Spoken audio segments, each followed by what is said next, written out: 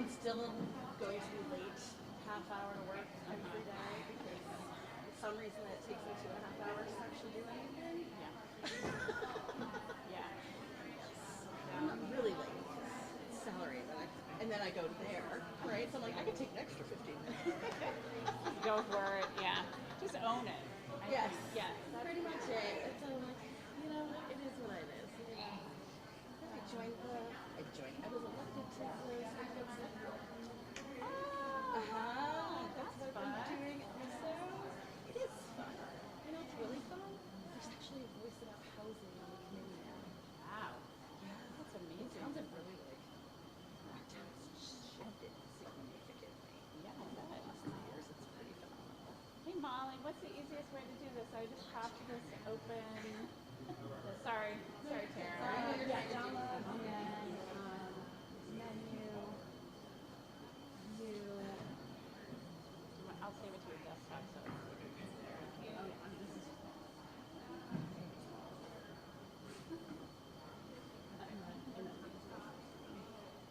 Okay, but you have this lovely. Exciting. But it's also still It's not. not working.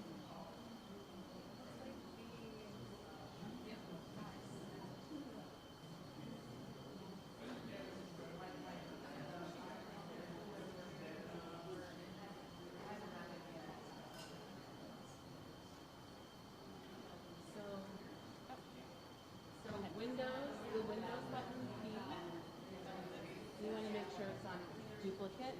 Okay. So if you don't want it to show, you can change it to PC screen only, do it yourself, but then you can change it back. That's really helpful. Windows key. So when you're ready, Windows key, and then make it duplicate, because that will just make what's showing on there. And then if you want to make it full screen, Is lunch going to be in here or I believe we agreed it was going to be here, but I don't. Whatever we agreed on is where it is. I don't remember what we agreed Let on. me check my email. Okay. Or let me. I don't know anything about Slido, so I'm very excited to see what that is. I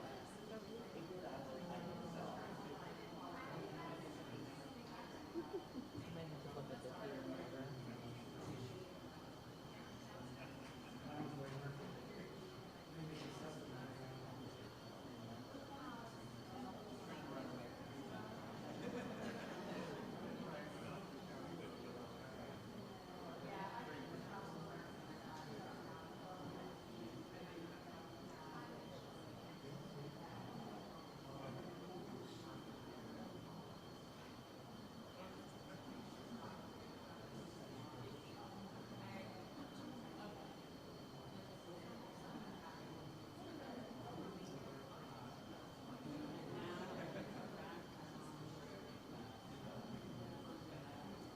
Remember.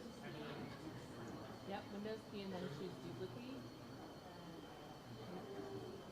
Yep, you might have to click on it, make sure it's.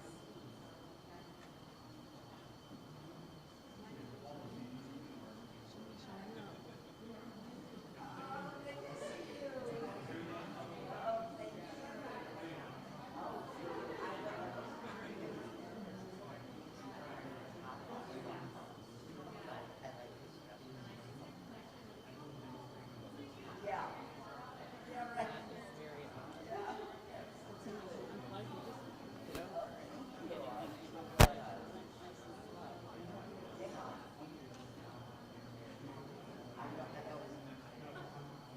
Oh, there you go. It just needed, I think it just needed to get unplugged as soon as you put something that fits something. Oh, good. All right. So the HDMI cord is also pretty heavy. Yeah. Okay. Just, yeah, And then just when I punch go it. full screen. Full screen on PDF. Just go to menu, view.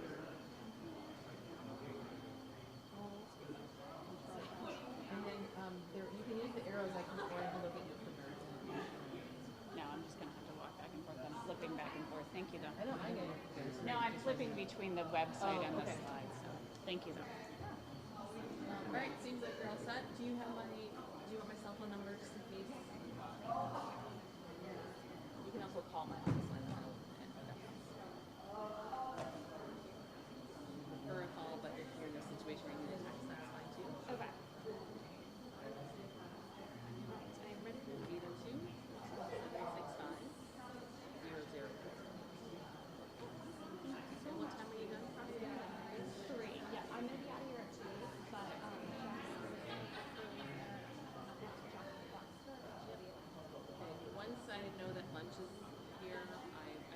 it's coming here, but I've texted them to double check. I'm not lunch break yet, but I'll be here. Do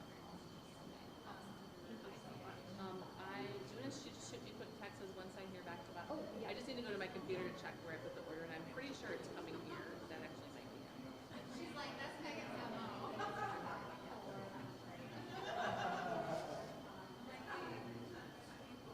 Yeah, lunch is coming here.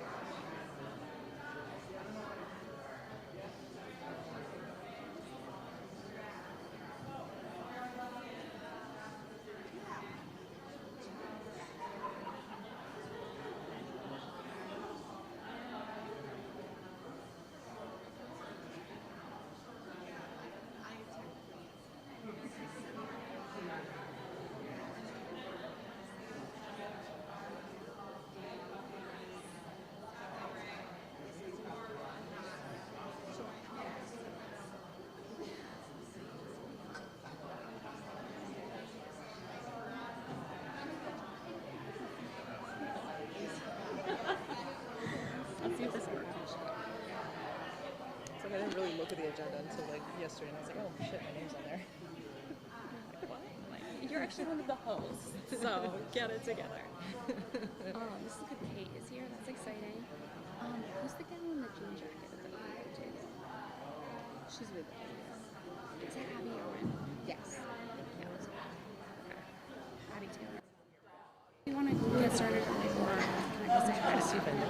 I think we should get started because what time is it? Yeah, we're. She used to be one of the reps. 15 minutes. Okay. Is this working? Hello. Hello. I think the hours stopped there the first time we did this. Try good morning. Good morning. Hello. Oh, there it is working now. Hi, everybody. Thank you so much for being here. I'm going to give folks a few seconds to settle since we just got this beautiful microphone working. That was very fast. Thank you guys. A+. Yeah, welcome to the Vermont Balanced State Continuum of Care membership meeting. We're so glad to have you guys all here today. I'm Molly Shimko. Most of you know me, but if not, I'm the Continuum of Care Program Director at Housing and Homelessness Alliance of Vermont, which most of you know this, I think, by now, but last year was merged between Vermont Coalition to End Homelessness and Vermont Affordable Housing Coalition. HHAV serves as the collaborative applicant to the Vermont Balanced State Continuum of Care, which means a lot of different things, but one of them means that they provide staffing for the Balanced State. So that's why I'm an HHAV employee and part of the Balanced State. So just a few quick things to go over. The agenda is available. There's a QR code over on the tables if you guys want to pull it up on your phones, or you can just let the day come to you as it happens. That's fine too. Can everybody hear me okay? Okay. Awesome. So we're going to hear from a few folks today, and I'll introduce them as they come through. We are going to be having a break from 11:15 to 11:30, so you don't have to sit here the whole morning. Lunch is going to be in here at noon, and I think that's kind of all the scheduling information that y'all need for today. Jess, do you want to take over? Yeah. Good morning, everybody. Welcome. I'm Jess Graff. I'm one of the co-chairs of the Vermont Balance of State Continuum of Care with Kim. And we just want to thank you for coming on this Monday. It is a moment when we break our regular routine. I drove in the opposite direction out of my driveway this morning and came here, which is a real mental effort sometimes. I usually wake up on a Monday going through like all of the things I'm going to do. I sent a very early email to my staff reminding them that I wasn't going to be in the office today, and they are going to have to deal with the 50 to 100 people that walk in the door on their own, and all of the tasks that I want to get to for the week will have to wait until tomorrow. And why do we do that? Why do we break our routine and our busy schedules and all of the 1,000 things that we have to do at the office to be at these meetings? I think part of it is because we have a great agenda for you today where we're going to popcorn a lot of information about best practices and tools and resources for you, but I think the most important reason is that it's a time for us to come together and to feel a sense of camaraderie. It's sort of like the Thanksgiving of the balance of state, right? We're all gathered here together because we have a shared goal and shared vision, and it fills me with hope and energy to get to share this time and space with all of you. So thank you so much for coming. Sure. Hello, definitely not prepared to talk. Like Jess said, coming together is really important. I want to mention real quick the Persons with Lived Experience Committee. We had our first meeting last week, and that really re-energized me to be part of that. We do this work for the people we serve, and having their voices present is really important, and just feeling their passion and the things they said while in that meeting just reminded me again of why we're here, and I just want to carry that energy through today and through, the rest of time, basically, because, we get tired through our routines, every day, and coming together really helps re-energize us. So thank you everybody for coming out. Awesome. We have a few more minutes. Yeah. One thing or a couple things I'll quickly mention too, just some like balance of state updates. Most of y'all know that we have the NOFO going on right now, which is the COC program, Grant Continuum of Care. Notice a funding opportunity for HUD. And so that has finally officially started. We have till the end of October, but hopefully we're going to be putting in some applications, not only for some great renewal projects, but some exciting new projects as well. And there is a second NOFO. HUD loves to do that. That is actually also very exciting, COC Builds, which is going to be the opportunity for the COC to put forward an application for a project that involves either new build or rehabilitation, things like that, of a building, something like that. What else do we have going on right now? Strategic planning. Strategic planning. Yeah. I don't know what to say about that specifically, but it's happening, and you all can be a part of it. It's happening. Yeah, so those are kind of the big things we've got going on right now. And how are we doing on time? We're almost getting to 10:25. Sarah, you're ready to come on up? All right, folks, we're going to hear from Sarah Phillips, who many of you know, but maybe you don't know her as the Director of Housing and Community Facilities Programs at Vermont Community Loan Fund, and as the Board Chair of Housing and Homelessness Alliance of Vermont.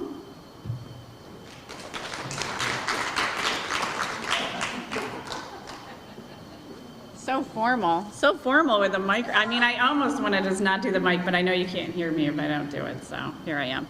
I'm gonna switch slides, and then I'm gonna ask you to try to focus while you're here, to take a deep breath and stop checking your email. Turn your ringer on low, right? Be like fully present. You made an effort to get here. Your organization's paying you to be here. So try to be here. It's so hard, so hard. So I'm gonna do that while I switch these slides. Anybody hasn't gotten coffee or snacks?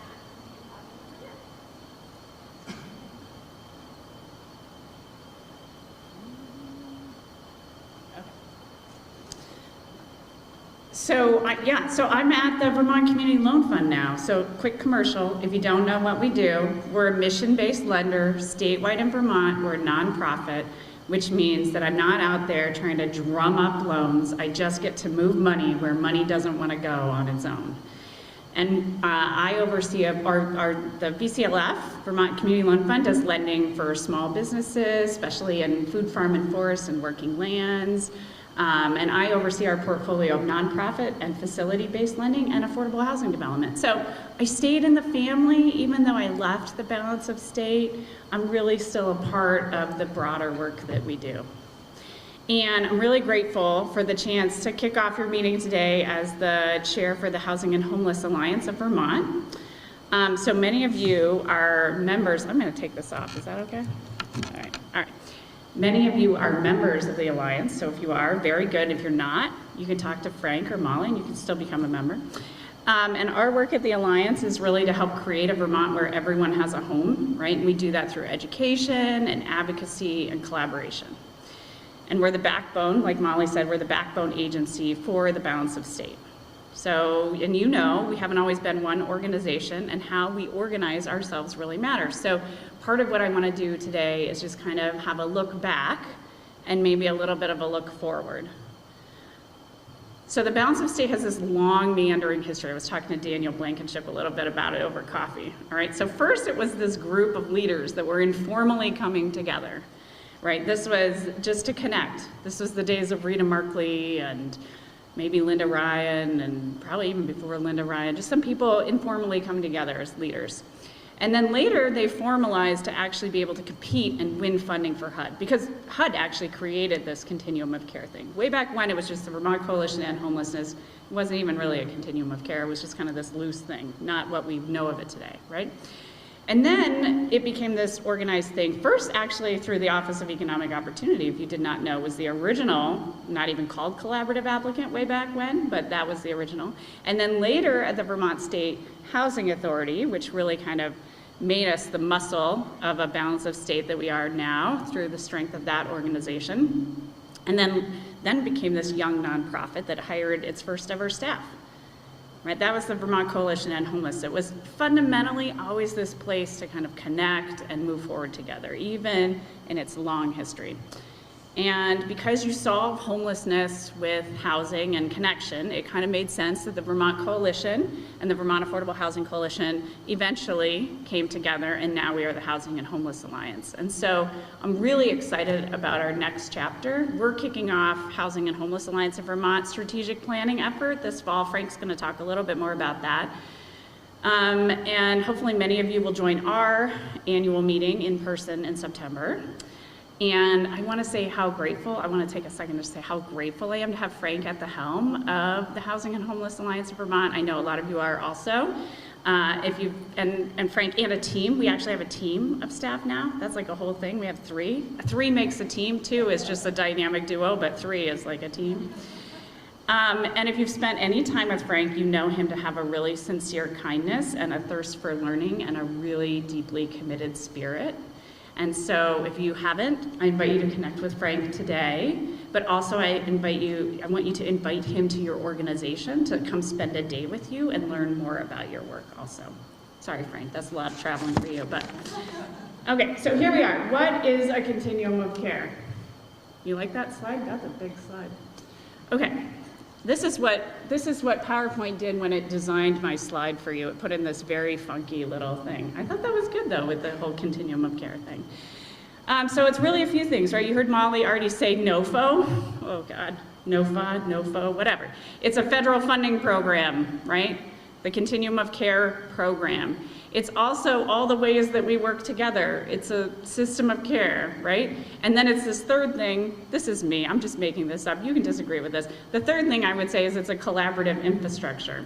So I want to break that down just a little bit, right? So it's a federal funding program. So it's HUD funding. It's grown. It's changed over the years. It supports our planning. It supports our coordination. It supports staff to help coordinate, right? It provides rental assistance and services, and the priorities of HUD have changed over time. Really annoying, but life changes. It also comes with a lot of mandates and expectations, right? Point in time, coordinated entry, HMIS, all of those put in place, hopefully to make us better and stronger, right? That's the idea. I'm not ratting on HUD. I just want to say that out loud, all right? Because I think these are good things. I think they're well-intentioned, and I think they're important. But the balance of state is actually way more than just this mechanism of funding. It's what forces us as a mandate to come together, but it's way more than that, right? It's also all the ways that we work together to provide care and to provide housing, because we're actually a housing crisis response system as a balance of state, right? And so it has its origins. So I was talking to my kids, and I was like, I have to talk about this thing. What continuum of care? They're like, continuum of care? I have 2 high schoolers, right? They're like rolling their eyes. And I was like, it's blah, blah, blah, blah, blah. And there's like eyes glaze over, right? With the jargon that I'm spitting at them. And I was like, okay, hey, Google, what's a continuum of care? I don't have the little speaking thing, so I did it on my laptop, which they think is ridiculous, but. And so it reminded me in doing that continuum of care actually has its origins in healthcare. So our healthcare partners use this term all the time, and they don't mean what we mean. They're thinking about the healthcare continuum of care, right? They're thinking about the way that care transitions smoothly between acute care and chronic care, different levels and types of care. A continuum of care is meant to minimize gaps and redundancies, improve patient outcomes, and coordinate around all of a patient's needs. So when healthcare talks about it, that's what they're talking about. Not so different than how we want to think about it in terms of homeless assistance, right? So in the world of homeless assistance, our continuum of care has some fundamental components, right, or parts of our system of care: prevention, outreach, shelter, transitional housing, rapid rehousing, permanent supported housing, right? And you, over time, figure out what people mean when they say these things. But we have these pieces, and then we have the other piece of it is this idea that we're trying to assess and understand needs at the household level, at the community level, and at the state level, so that we can learn and plan and act together. And then this other piece of a system of care is you have to connect all the dots between these pieces, right? How do we help people move through that system of care? We call that coordinated entry. And we have an agreed way that we work together and a shared understanding of how we're trying to work together. So it's client-centered. Oh, that's no small order. Continuum of care, system of care. Okay, so finally the last one is that it's a collaborative infrastructure. So again, in the spirit of trying to break things down, hey Google, what's infrastructure? So infrastructure is actually roads, bridges, utilities, right? It's what lays the foundation for our everyday work, right? It's literally the way that we connect with one another, the way that we physically connect with each other, the way that we virtually connect with each other, right? If I want to go see Mary, I have to drive on roads, cross bridges, and get down to Bennington, right? If I want to talk with the folks at Springfield, I could actually use Teams, but that's still infrastructure, right? That's still going through satellites and utilities. So infrastructure is this way that we're connecting. Hey Google, what is collaborative? It's working together towards a common goal, shared knowledge, resources, and responsibilities in a cooperative manner. So the collaborative infrastructure is where we actually create and share, it's the way that we flow information, it's the way that we distribute resources, it's the way that we make decisions, it's the way that we deepen connections, and it's the way that we share responsibilities as we're working to solve homelessness, right? So collaborative infrastructure, it's like how we're working together. It's how, okay? So the balance of state is this really important collaborative infrastructure, and it's been shifting and changing over time. But the thing about it is it needs to be strong enough and flexible enough that it can withstand shifts in policy, and that it can welcome in new voices, and then it can support our work over time. So we've been on this journey a really long time with our collaborative infrastructure kind of changing, hopefully not continuing to change. Hopefully we can strengthen what we have. And that collaborative infrastructure still means nothing without the people and the resources and organizations, because we are actually the balance of state continuum of care. That's us, we are it, we make it up, okay? So I wanted to think about that journey just briefly with you. So I wrote out this thing and I played it out in my head. I'm not sure it's gonna work, but I wanna invite everyone to stand up if you're able, or raise your hand if not, okay? Yeah, this is like, audience engagement is what you call it. Okay. Yeah. Okay, so sit down, or everybody's standing. Okay, great. So sit down if you've been with the balance of state for less than a year. Okay. So you've been a really important part of this transition work that we've had, right? As moving from a separate coalition in homelessness now as a part of the Housing and Homeless Alliance of Vermont. So good for you. You've also witnessed the impact of flooding and natural disaster on our housing market and the way that we respond collectively. So now you can sit down if you've been a part of the balance of state for less than 4 years. Okay. So if you're still standing, it means that you were here during COVID, during this massive destabilization of the housing market during the pandemic. You've seen new partnerships emerge out of that, especially in the healthcare space, right? And when we think about health equity and health access for people experiencing homelessness, a new increased attention on safe and secure shelter, much needed. Massive expansion of funding and programs, including family supportive housing, mental health outreach, rental assistance to prevent eviction, flexible funding. Here's a few acronyms for you, right? CARES, VRAP, don't anybody start twitching, it's okay. Right? CRF, ARPA, blah, so much, okay. And you've also seen this roller coaster of decision making around general assistance, emergency housing. That's been really tough. So you're still standing, good job. Okay, now keep standing if you've been here more than 6 years, otherwise you can sit down. More than 6 years, you gotta think back. That's like the summer of 2018, okay? That means you were part of the last strategic planning process that the Coalition to End Homelessness had, the one that actually birthed a nonprofit organization. You were also a pre-pandemic, part of a major imagining to create a new emergency housing system. Remember that? You help to also create and implement a very nascent coordinated entry system. Thank you. Okay. You can sit down and stay standing if you've been a part of the balance of state more than 10 years. All right. So a few of us still standing. Okay. So you know it's a marathon. You've been here a long time. You've been running a long time. You've prepared, you've reinforced, you've hopefully have some really good lessons for the rest of us in self-care, right? Because you're still going. You've seen solutions adapt, you've seen needs change, especially with the increase in substance use disorder. You keep going, so thank you. And I want to come back to this idea of what keeps us going. Sit down.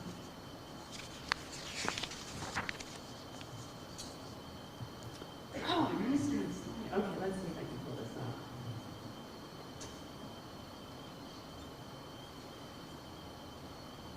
All right.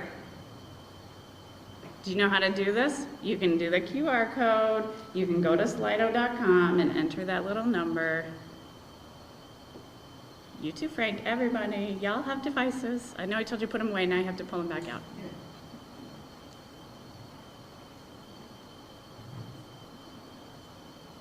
I was meant to do this one earlier, but we're going to do it now anyway. I just activated it.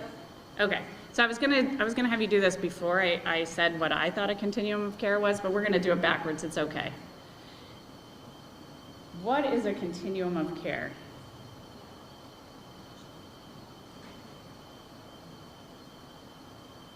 See, now I've overly influenced you, but you have your own ideas still.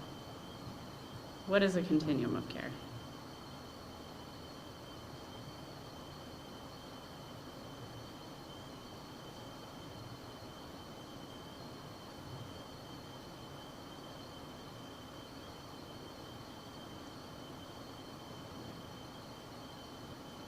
All right, we've got seven people, 10 people typing. We'll let you finish typing.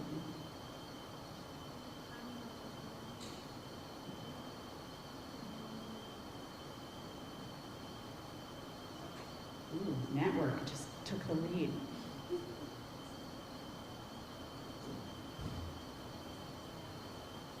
Someone's got to type infrastructure for me. Did I not leave any impression?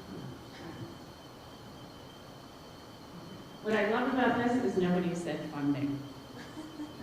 We've come a long way. That's great.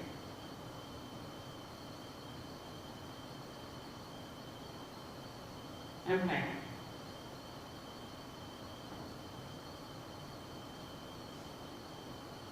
Great.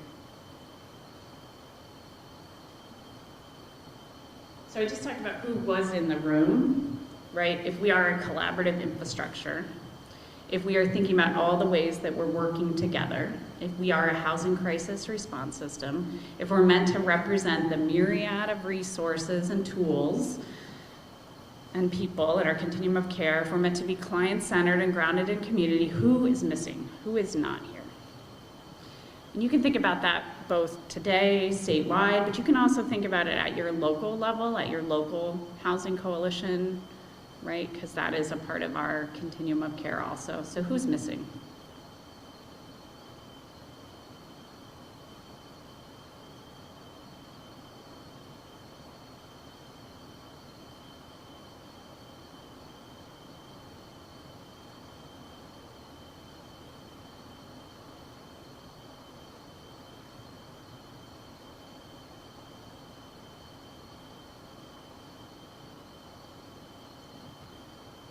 Enforcement, marginalized people, mental health, substance use, mental health, librarians, participants in our program, housers, developers, affordable housing besides the SHA, recovery services, mental health, substance use, teachers, childcare, medical providers, designated agencies. All right, so take a second, call to action. Think of one or two people, specific people, not just vague organizational ideas, one or two specific people that you would like to see participating in the balance of state at the statewide level or in the balance of state at the local level Think about why would they want to attend. It's nice to say we want law enforcement there or librarians, but why would they want to attend? Why would attending be important to them? What would they get out of attending? How could it help them do their work better? How would you need to change the way that your collaborative infrastructure is working to include them? What roads or bridges do you need to build?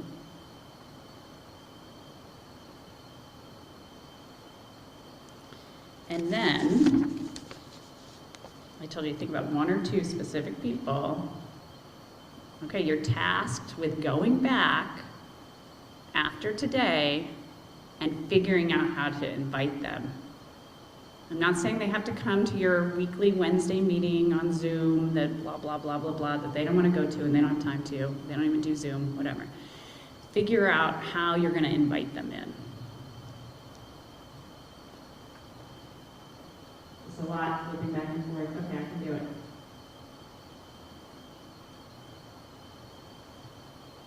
Okay. So the last thing I want to touch on is how we keep going. So when you join the continuum of care, when you joined this field, you arrived with a purpose. And I'm going to invite you again to pause and remember when you started. Maybe you were a volunteer, maybe you were an intern, maybe it was a career shift for you. Maybe you just started showing up at meetings. Some of us do that. Maybe it was your first paying job, maybe it was the first stable job, maybe you didn't even mean to be working on housing, you were working on something else and it just kind of like fell in front of you like a ton of bricks, right? Because housing kind of does that. Maybe you were in youth services and suddenly you were a housing counselor, you had no idea that was going to be where you were going. But when did you arrive?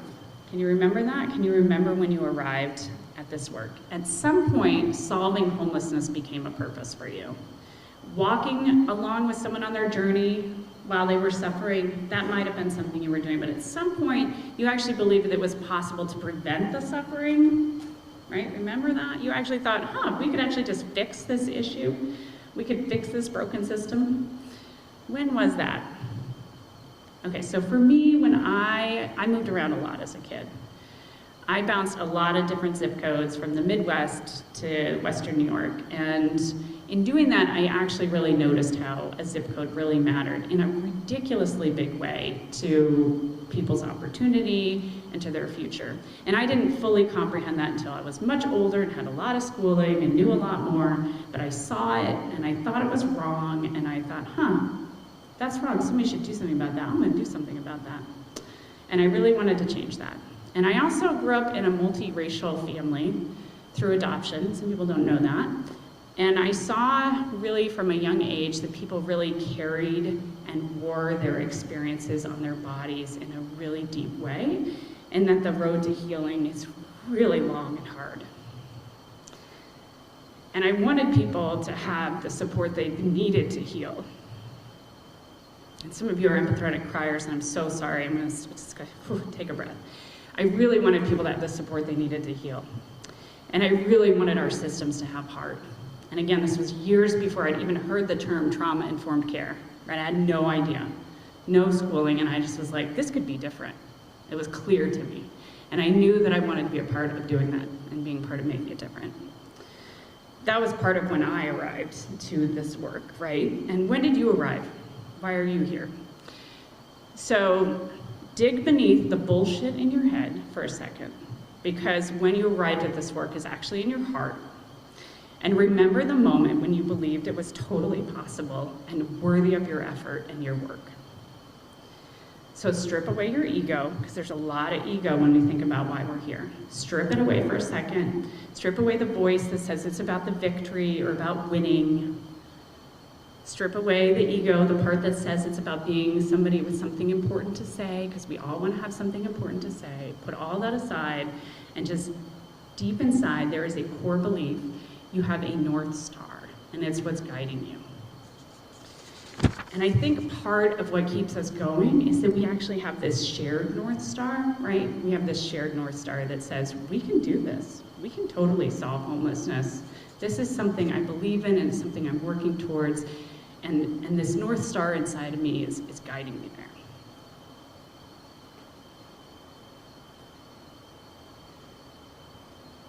Okay, so for what it's worth, my teenage boys also said, use ChatGPT. This is a big conversation in my household right now because I have kids getting ready for college, and apparently you're allowed to use ChatGPT for your college essay. They just coach you on the appropriate way to do it. So they told me I could use ChatGPT for this, which I did not do except for this one piece where I was like, hey, ChatGPT, I'm working on a really tough social issue. I can't remember the exact words I used, or social challenge, and I'm speaking to a group of people about what keeps them going. What will keep us going? And I adapted these. I just want you to know ChatGPT wasn't this good.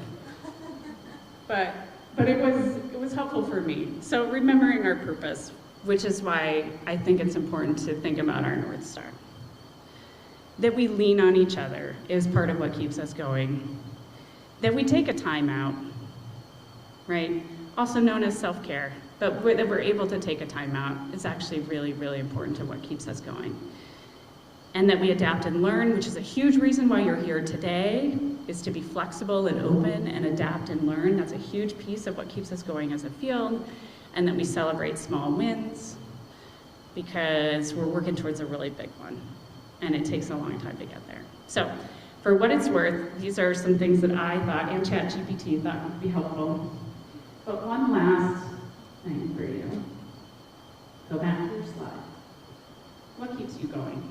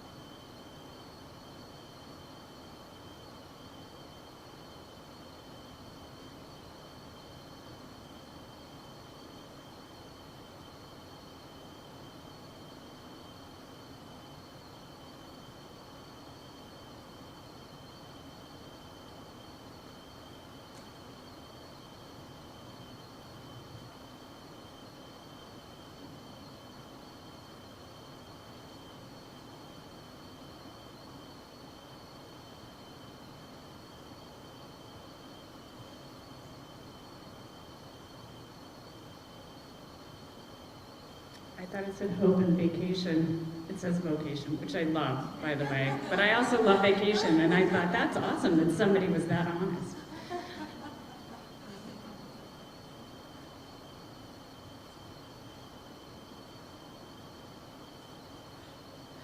Thank you. Thanks for doing that.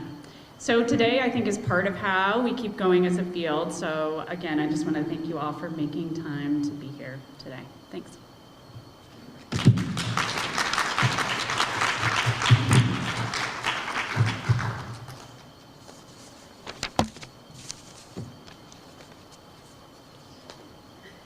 Thank you so much, Sarah. That was extremely inspiring. At least it certainly was for me, and I expect for all of you as well.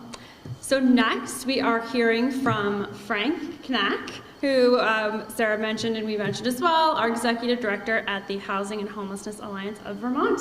Take it away, Frank.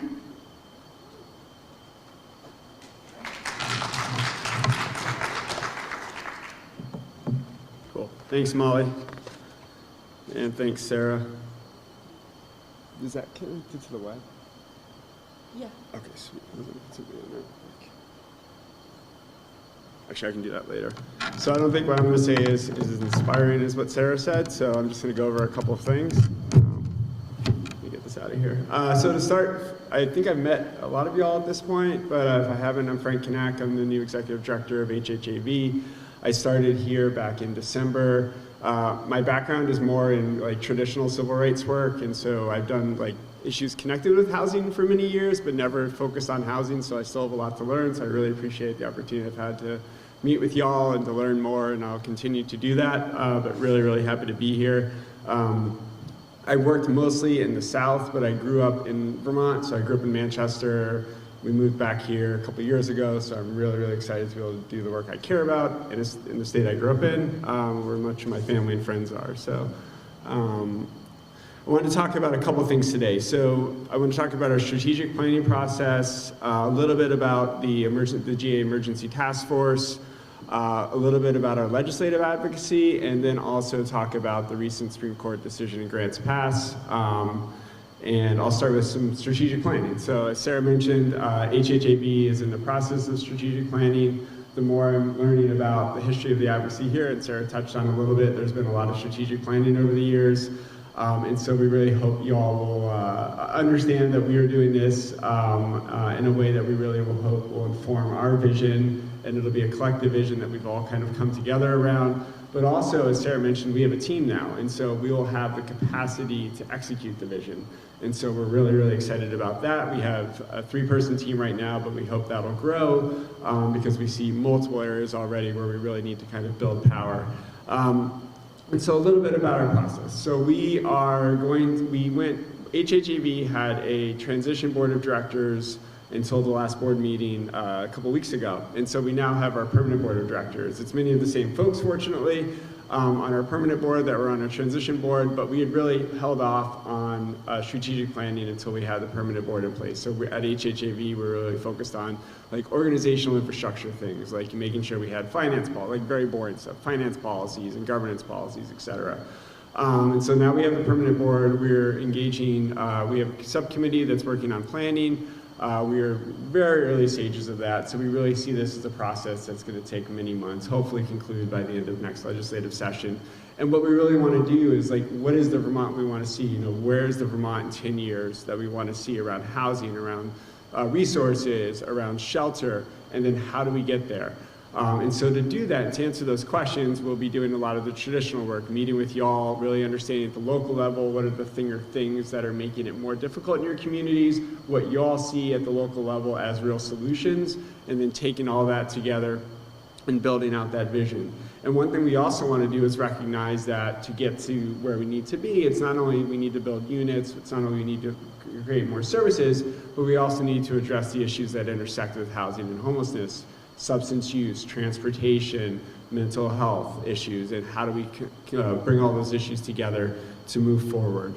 And so we'll be reaching out to y'all in the coming weeks and months and really appreciate your time as we do that. So thanks in advance for that. And I want to talk a little bit about the General Assistance Emergency Housing Task Force. Are you all familiar with that? Have you all heard about that? Generally, yes. Oh, awesome. Okay. So we've had 2 meetings thus far. We're going to be meeting through December with a report due in, or I think around January 15th. So fortunately, at our first organizational meeting, which was in mid-July, we elected 2 co-chairs. So Jubilee McGill and Sarah Russell from Chittenden County Homeless Alliance are serving as our co-chairs, which is wonderful.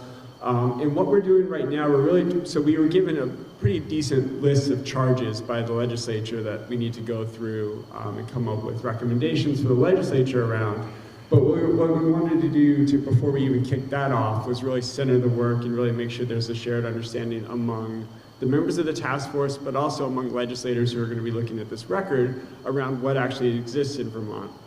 As I mentioned, this is my first legislative session this past year.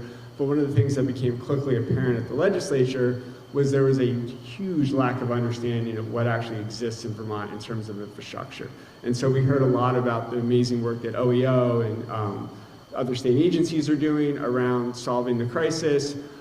We heard that there were some, individual, providers, et cetera, doing a lot of great work. But what we really didn't hear a lot about was what we're doing here, which is both the Balance of State and the Chittenden County Homeless Alliance and the huge infrastructure that exists.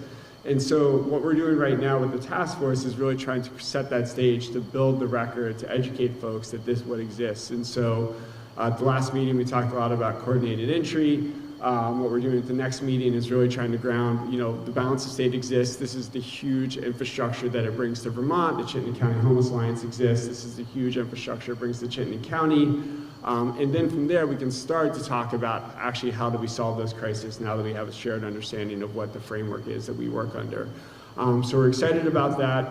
At the next meeting, we'll also be hopefully finalizing the calendar for the remainder of this year. So there was a few meetings, if you all looked at the calendar and were worried, there was a few meetings that overlapped with balance of state meetings. There was also a few meetings that overlapped with HHAB monthly meetings. And so we'll be working through that to make sure there's no conflict.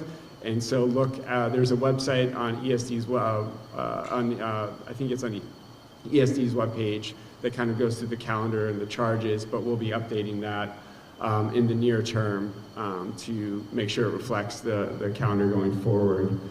Also wanted to talk about local legislative engagement and the great work that you all have done around that. So I think going forward as we do strategic planning, what we want to do is like, where do we want to be? How does HHAB get us there? But also, how does the balance of state get us there? You know, we have this huge, you all bring huge capacity to this work, not only statewide, but also through the local housing coalitions, homelessness coalitions. And so we really want to figure out how do we build that power so we can be even more effective. And so that'll be a huge part of our process through strategic planning, is like, when we meet with y'all, what are the resources or things that you all would need to be able to build power in your communities? What are the gaps that you have? How can we help solve those gaps? But we also know that's going to take a tremendous amount of time. But the legislature doesn't care about that. They're going to be meeting annually in the interim. And so we want to make sure that we can continue to build, as we build the power, be able to work with this group to educate lawmakers about the things that are happening in their communities, so that lawmakers understand when they're making X or Y decision around funding, around policy, they'll understand from the community level what that actually will do in their communities.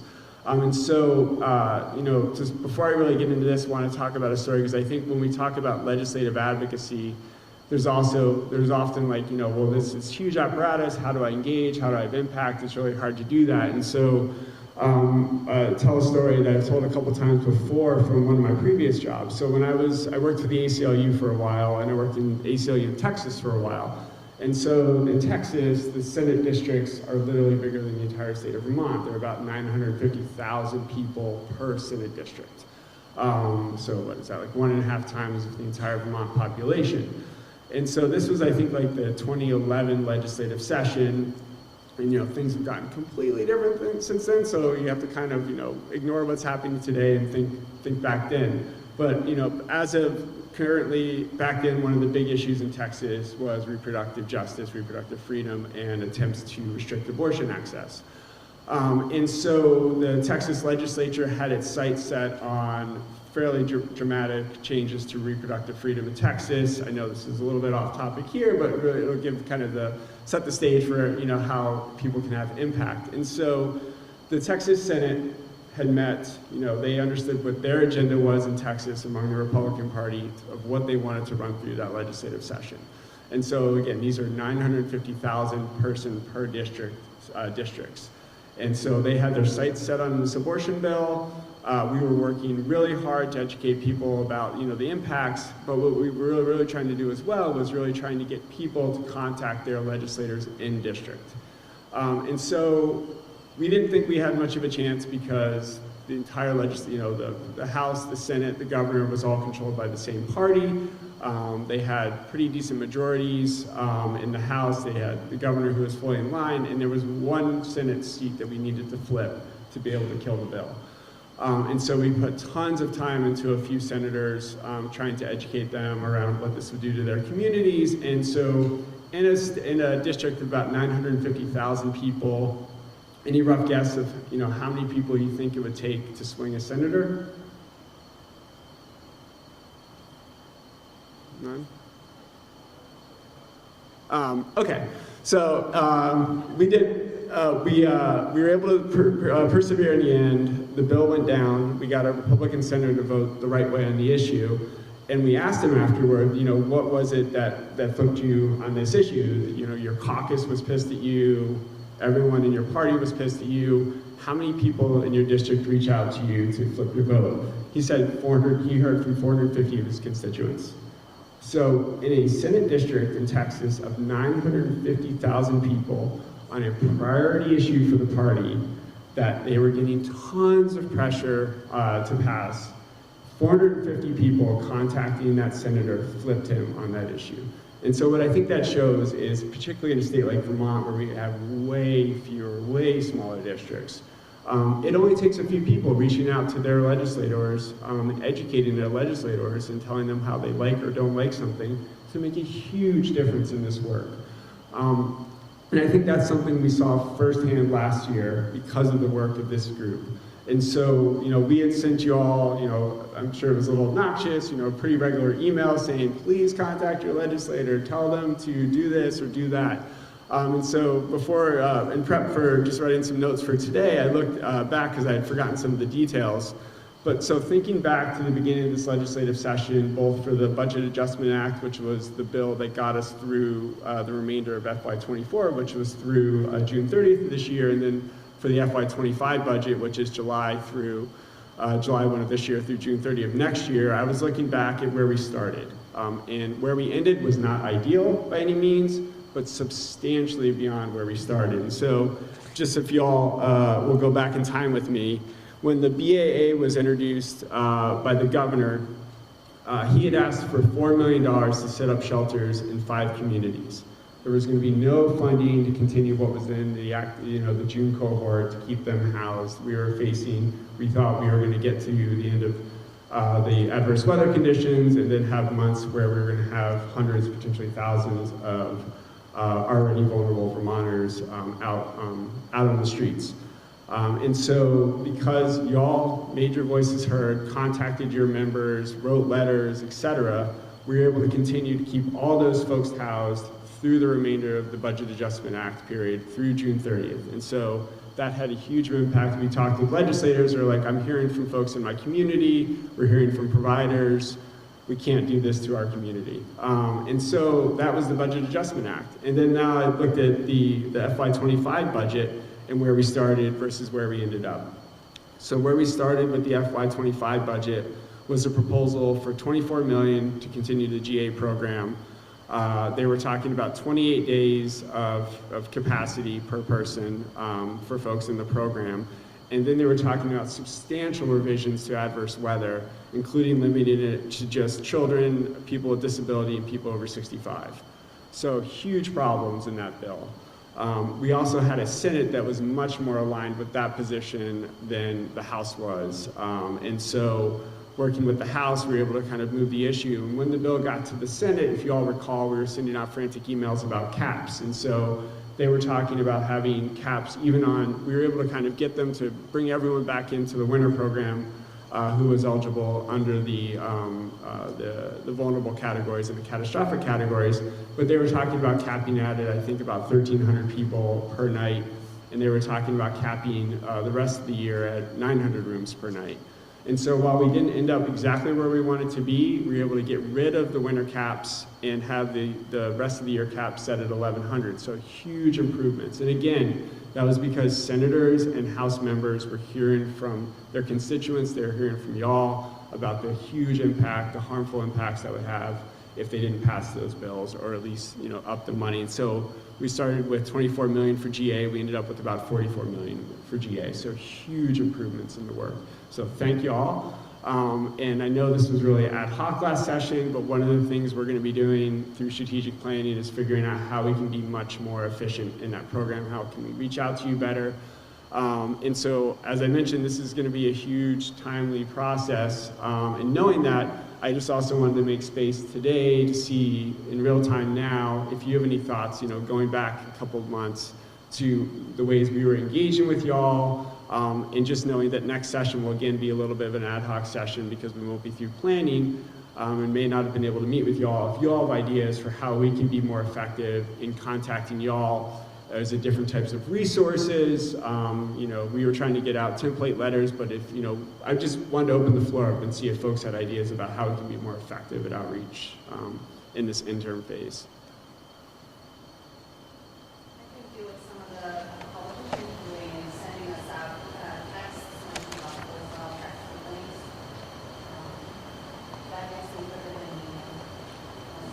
Cool.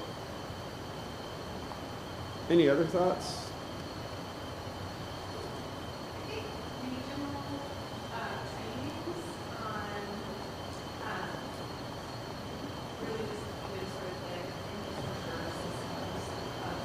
How I know some groups have done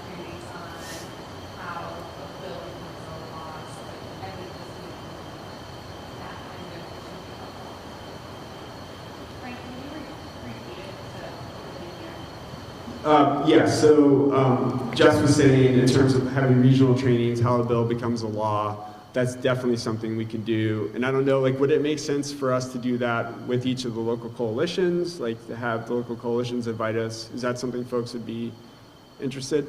Right? To that point, I think it would make sense to the local coalitions, but I also think that it would make more sense, at least in our area, that's all I can speak to, right? To have an in-person gathering a certain month, because what I think is what can be the most powerful for writing letters to representatives is sharing a personal story. So if we want folks who prefer to remain invisible to come to such a gathering about sharing their stories, I think we have to make it like in person and have a meal so that we're all one big thing. Yeah. Cool. We definitely do that. Other thoughts from anyone? Just think in terms of as the session starts to unfold, or even walking up now, who are the folks? And I get that you want to say, like, we're in Central Vermont, who is in Central Vermont, we want to know, but who do we want to know? Who's leading the charge on each of these things across the state? I think that's, even we can just a laundry list that we keep in our back pocket for reference. I have lots of family members and friends who live in other parts of the state that I'm able to influence that work in those areas.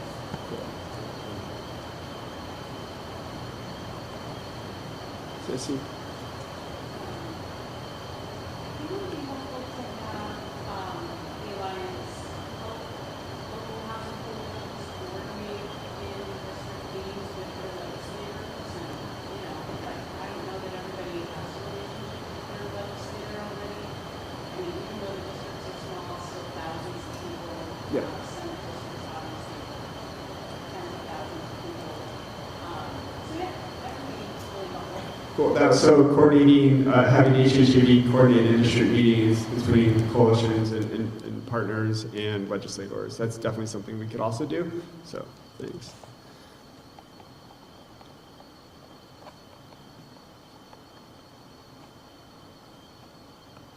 Cool. Any other thoughts? Sort of like Mary's idea, engaging with people with lived experience to really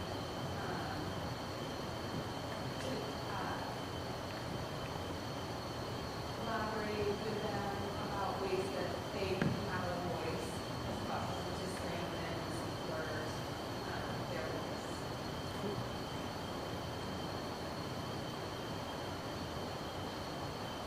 Which I think is about, bringing them together for in-person or small in-person groups to do that. Okay. And we can reach out to you all about that, try and coordinate through the committee if that works. Cool. Frank, I wonder too about, there are a lot of levers of power, not just the legislature, not to diminish that lever of power, it's very important. But I wonder, thinking about some of these, this work around training, and understanding where are the levers of power and how do you influence them? Because there is a tremendous amount that happens within the executive branch. That is also a lever of power that people even understand that. No experience on that at all. So. Got into. I think your gut's right on this one. Cool.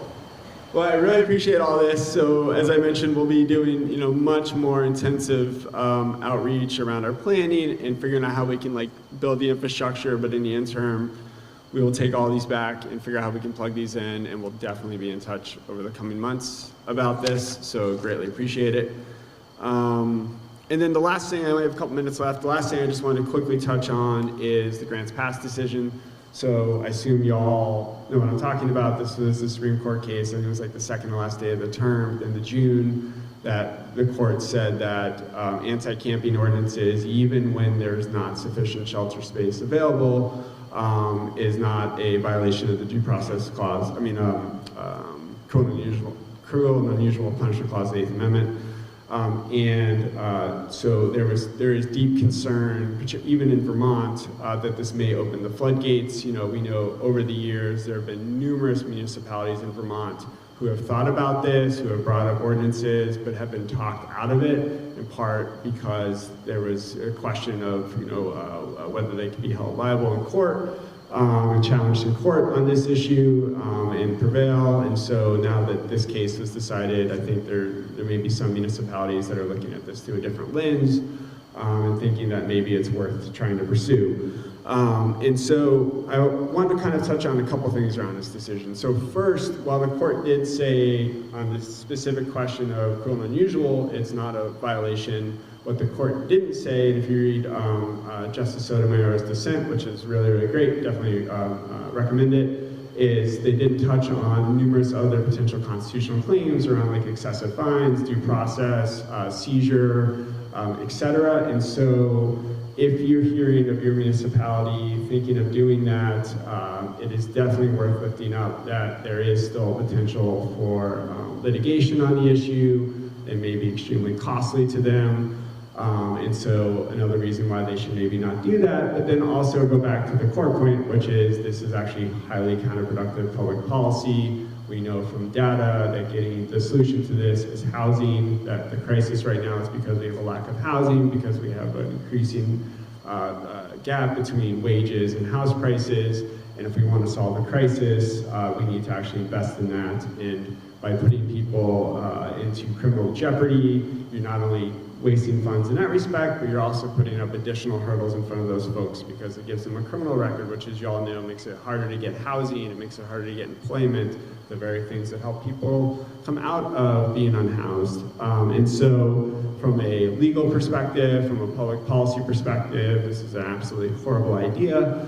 And so we have talking points on this. If you need any help with any messaging, if you need help with any advocacy around this, please reach out to us. But also, huge favor is if you all are hearing about this in your communities, if you could please let us know, because we'd like to engage as quickly as possible, try and get in front of local government and just talk to them about both the legal and the policy reasons why they should not do this. So any questions on that? Sweet.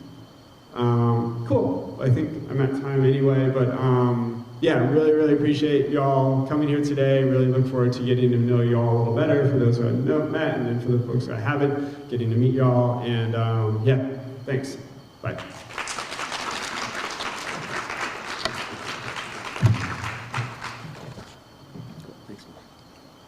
Thank you so much, Frank. So excited to have you on our team in all senses, so thank you.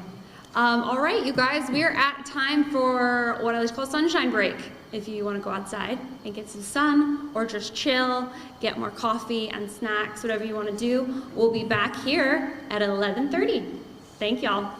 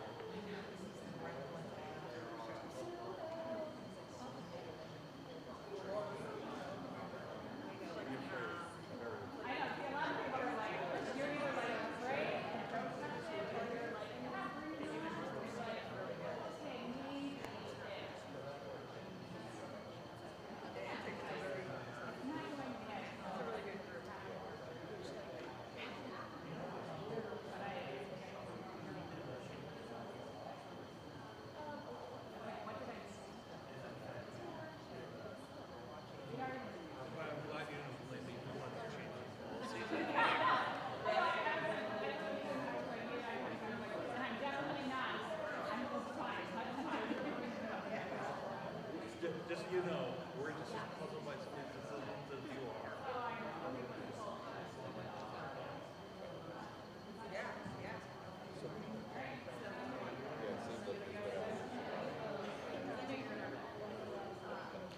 So balance is state that. So that means not. Yeah, no, they came this much.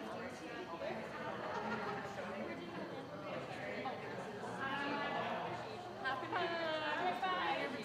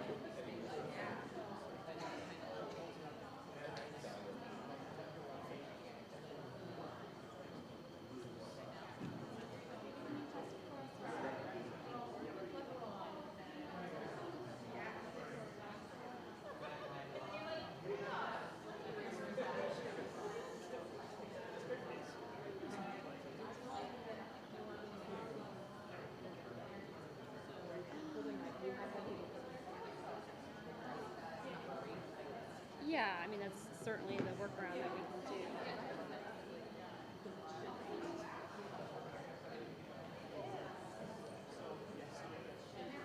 What we're doing is what the school should be, what you're saying.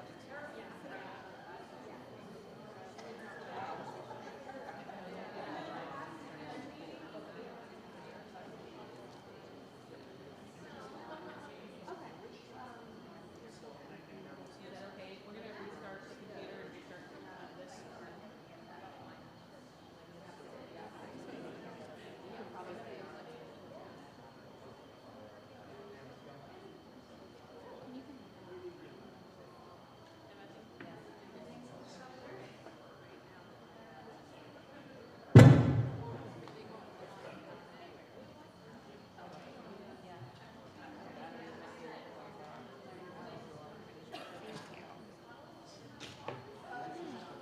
Just having audio issues. David decriminalize Vermont. Does it need me better? This is all plugged in. If you want to restart it, I'm gonna go see if someone's able to, like, physically, who might be able to. Yeah. So you, login is right here for the computer. Okay.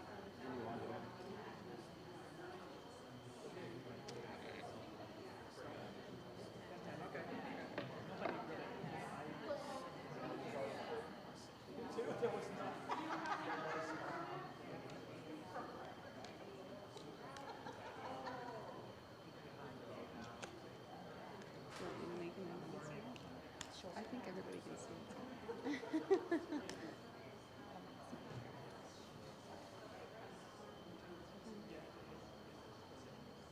She said the microphone is just holding the microphone up to the camera.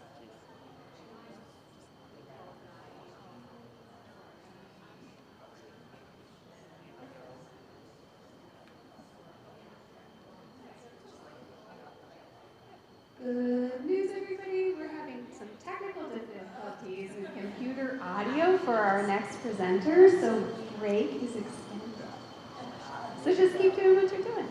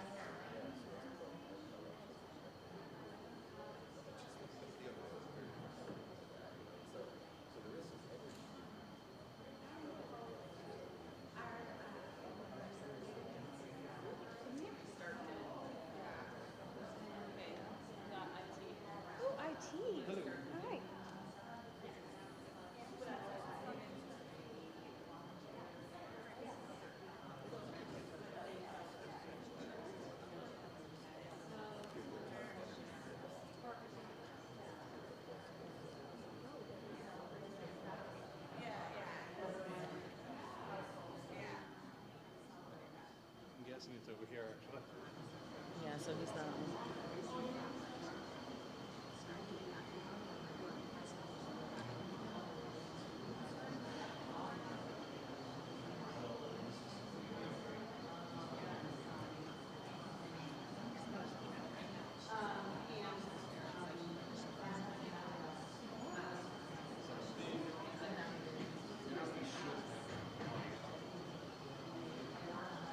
Hey, there should be a button to push that I didn't check. I should. Sorry, I'm just getting distracted. Yep. Now we have sound. Audio works. Should be fine. Probably need to turn it down. It's a little loud. We'll take loud. Loud over nothing. Yeah. So that's my fault for not checking that because I knew that was something to check. No, no worries. It happens. And also the USB wasn't plugged in, which I I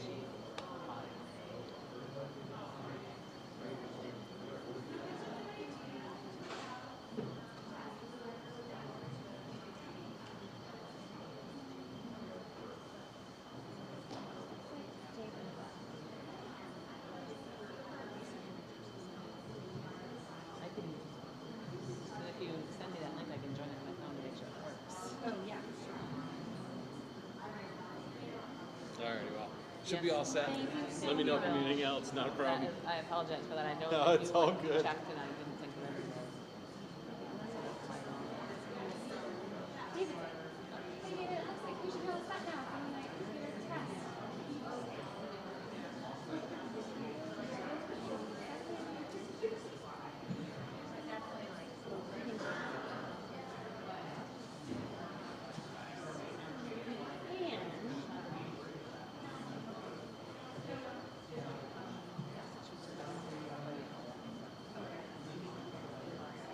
All right, Dave, can you try speaking for us once more? Hi. Hello. Alright, it's working. Yes, okay, we're just gonna turn it down a little bit. Okay. No problem. I get it. How's that volume for you guys? David, can you try talking again? Hello. Hi, everyone.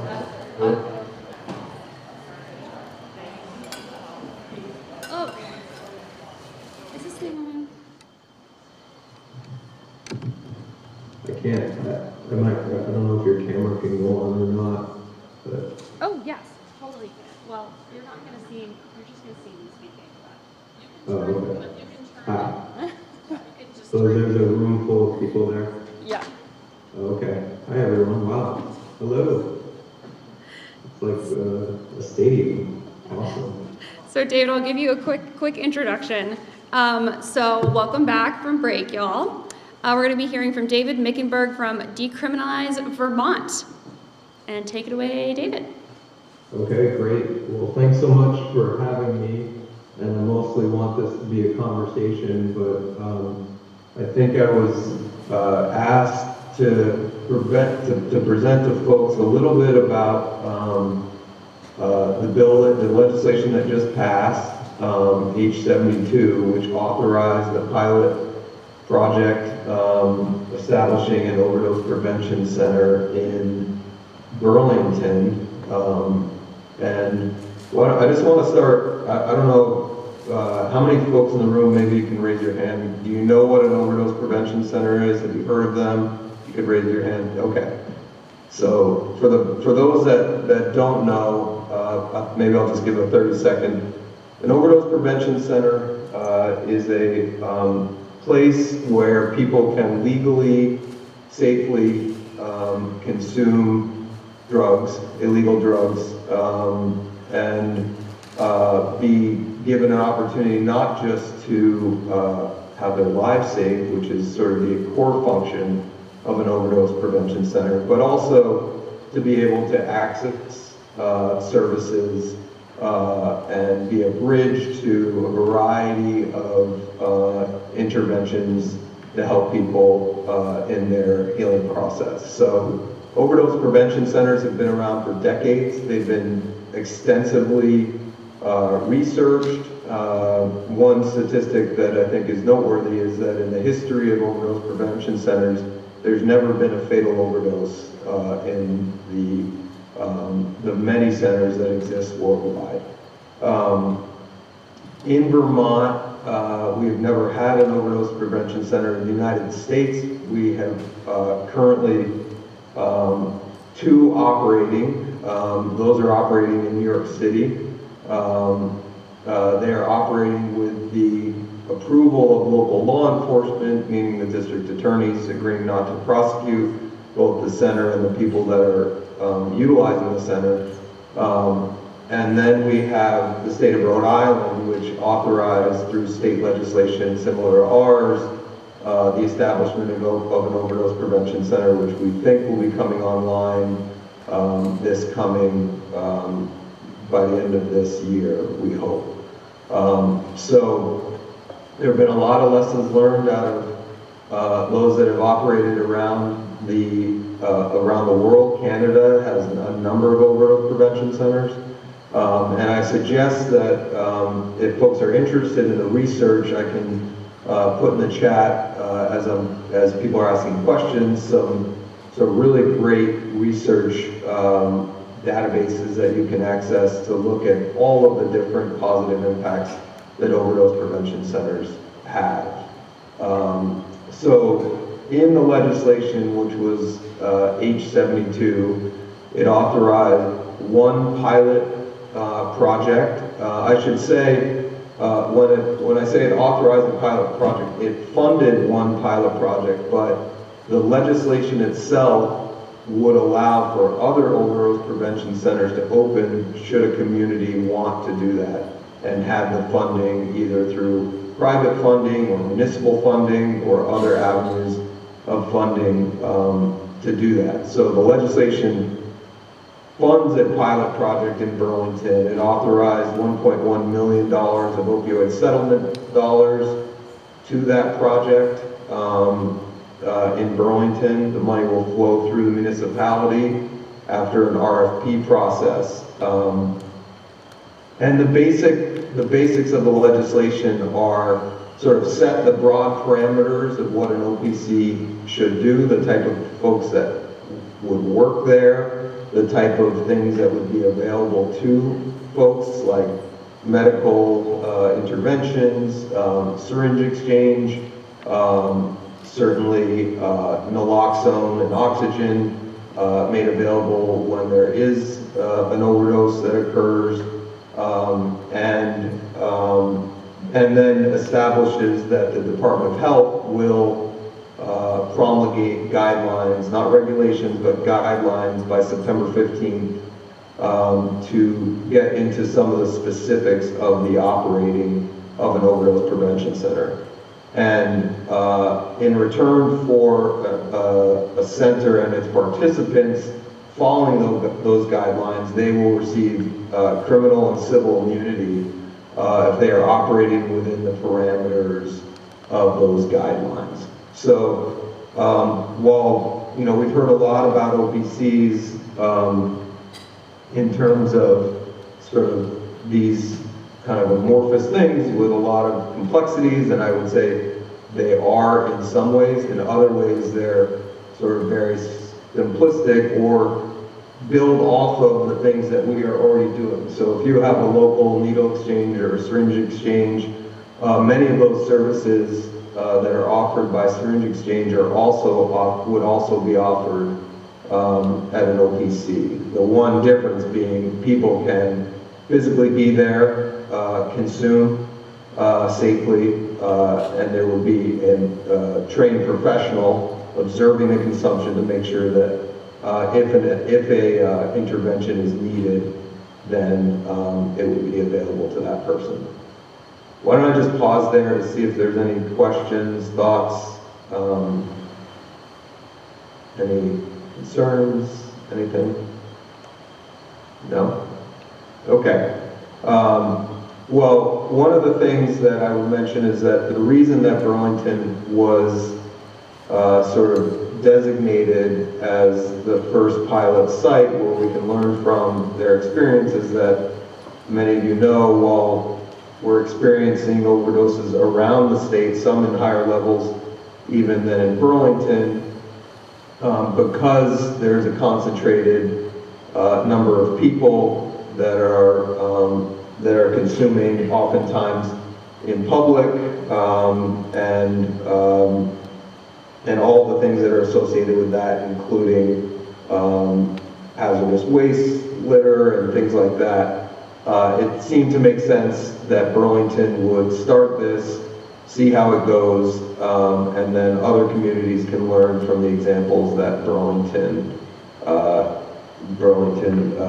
the example of Burlington. So we anticipate right now, following the passage of the legislation, I should note that Memorial County Senator Rich Westman was a critical vote in supporter of this. While I know that he had expressed some skepticism, I think he was persuaded by, at least what he said in hearings in the Senate Appropriations Committee, persuaded by the overwhelming evidence. And just in terms of the process. We passed this bill with strong support in the House one time. We then passed it again in the Senate. The governor vetoed the bill, and we needed to get override margins in both the House and the Senate to allow this legislation to go forward. Something interesting, there's a good quote, I won't be able to quote it exactly, but it's from a law enforcement officer, police officer in New York City that says, you know, OPCs may seem controversial now, and then years from now, we're going to think to ourselves, why weren't we doing more of these in more places more quickly? And I can say from my experience, having worked on drug policy in Vermont since 2000, so around 24, 25 years working on drug policy in Vermont, the conversations we had around OPCs, the reticence that we have from many folks, understandably, it's something new, but the reticence that we had around OPCs was similar to the things that we felt in Vermont before we had methadone treatment. We had no MAT in Vermont. We had no buprenorphine. We had no syringe exchange. We had no naloxone. All things that now, when we're talking about helping folks to continue on their path, to stay alive long enough to be able to make some changes in their lives, none of those things were available to Vermonters. And now we couldn't imagine a world without naloxone. We couldn't imagine a world without syringe exchange. We couldn't imagine a world without methadone and buprenorphine being widely available. So I would say that this is another one of those types of harm reduction focused interventions that I think when we look back on, we will be, I hope, and I'm pretty confident because the evidence bears it out, that we will see OPCs as another intervention which allows people to, one, stay alive, but then, two, access critical services in the place and time when they feel most comfortable and most available to them. So that's sort of the overview. I don't know if there's specific areas or specific questions people had about OPCs. Would love to have a conversation about it.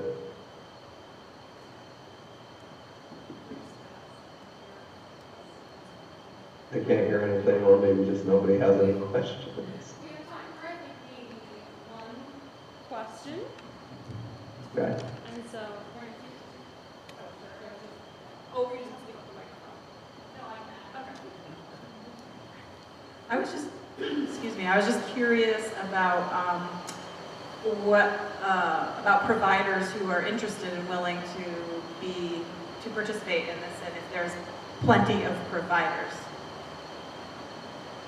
I didn't fully hear it. I think the question was, if providers are interested, how can they participate? Yes. If you have one. Or, and if you have providers currently. Yes, it would seem like there would be any problem having providers willing to. Got it, yeah. So in Burlington, right now, in terms of providers, there will be an RFP process put out by the city to select which provider will be operating the OPC. Obviously, there's a lot of details, so I'll give you an example.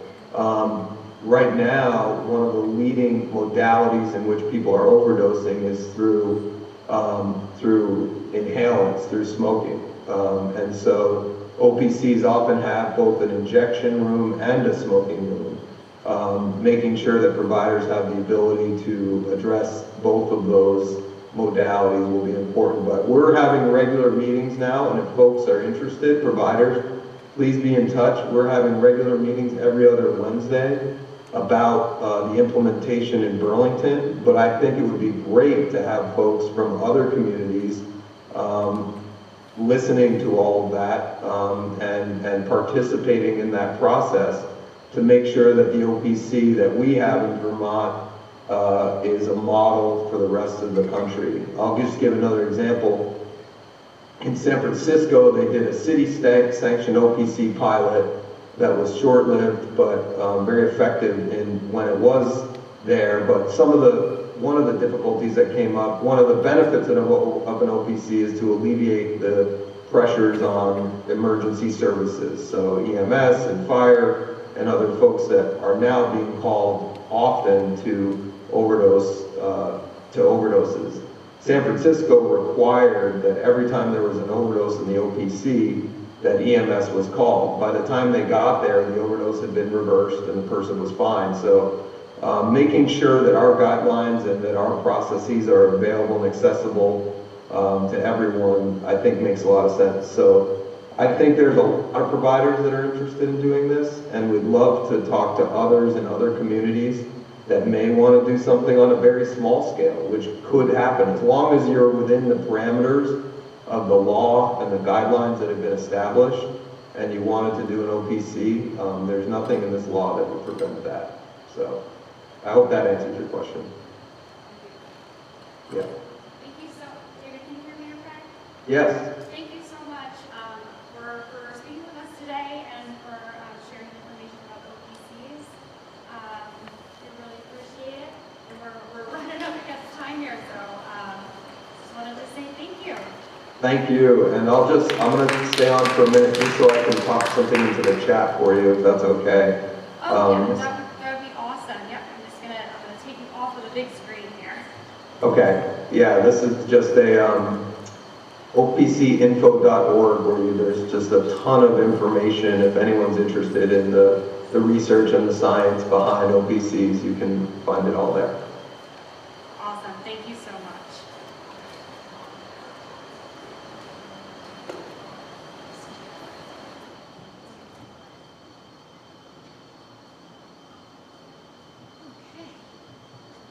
All right, thank you for bearing with us. Well, we're a little bit behind. So now we are going to hear from Miranda Gray, the Deputy Commissioner at State of Vermont Economic Services Division. Thanks, Miranda.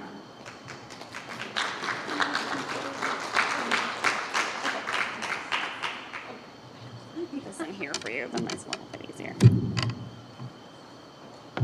All right. All right, almost good afternoon, everyone. I feel a little odd being over here, and you all so far away. But I'm going to talk about the Act 113 changes that were just implemented on July 1st.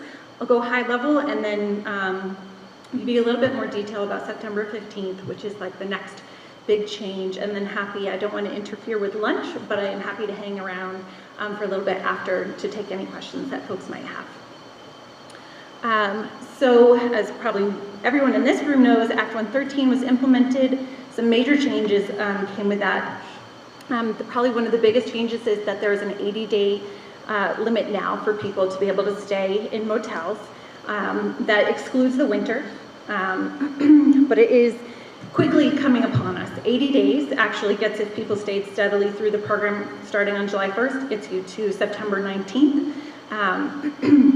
So we have a little bit of a 4-day awkwardness that we're about to embark upon.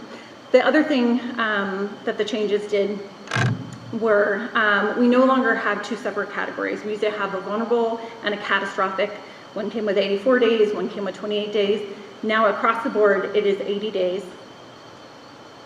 I'm gonna keep talking and assume that you're gonna figure it out. So some of the changes, just to highlight quickly, some of the changes that will also happen with the passage of Act 113 is we went from serving 60-year-olds and older to back to 65 and older. And so this was pre-pandemic, it was 60, during the pandemic, or it was 65. During the pandemic, it went down to 60, and now it is back to 65.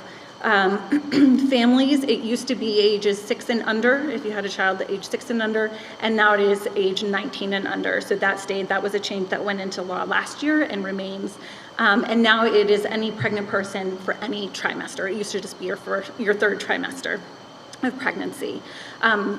Another significant change is you have to meet one of these categories in order to be eligible for housing in the winter. So this is a significant change because we know that we were housing some Vermonters who do not meet any of these categories. So we don't know because there's a fair amount of churn in the population that we serve, so we don't know exactly how many people that we could be talking about not being eligible for housing.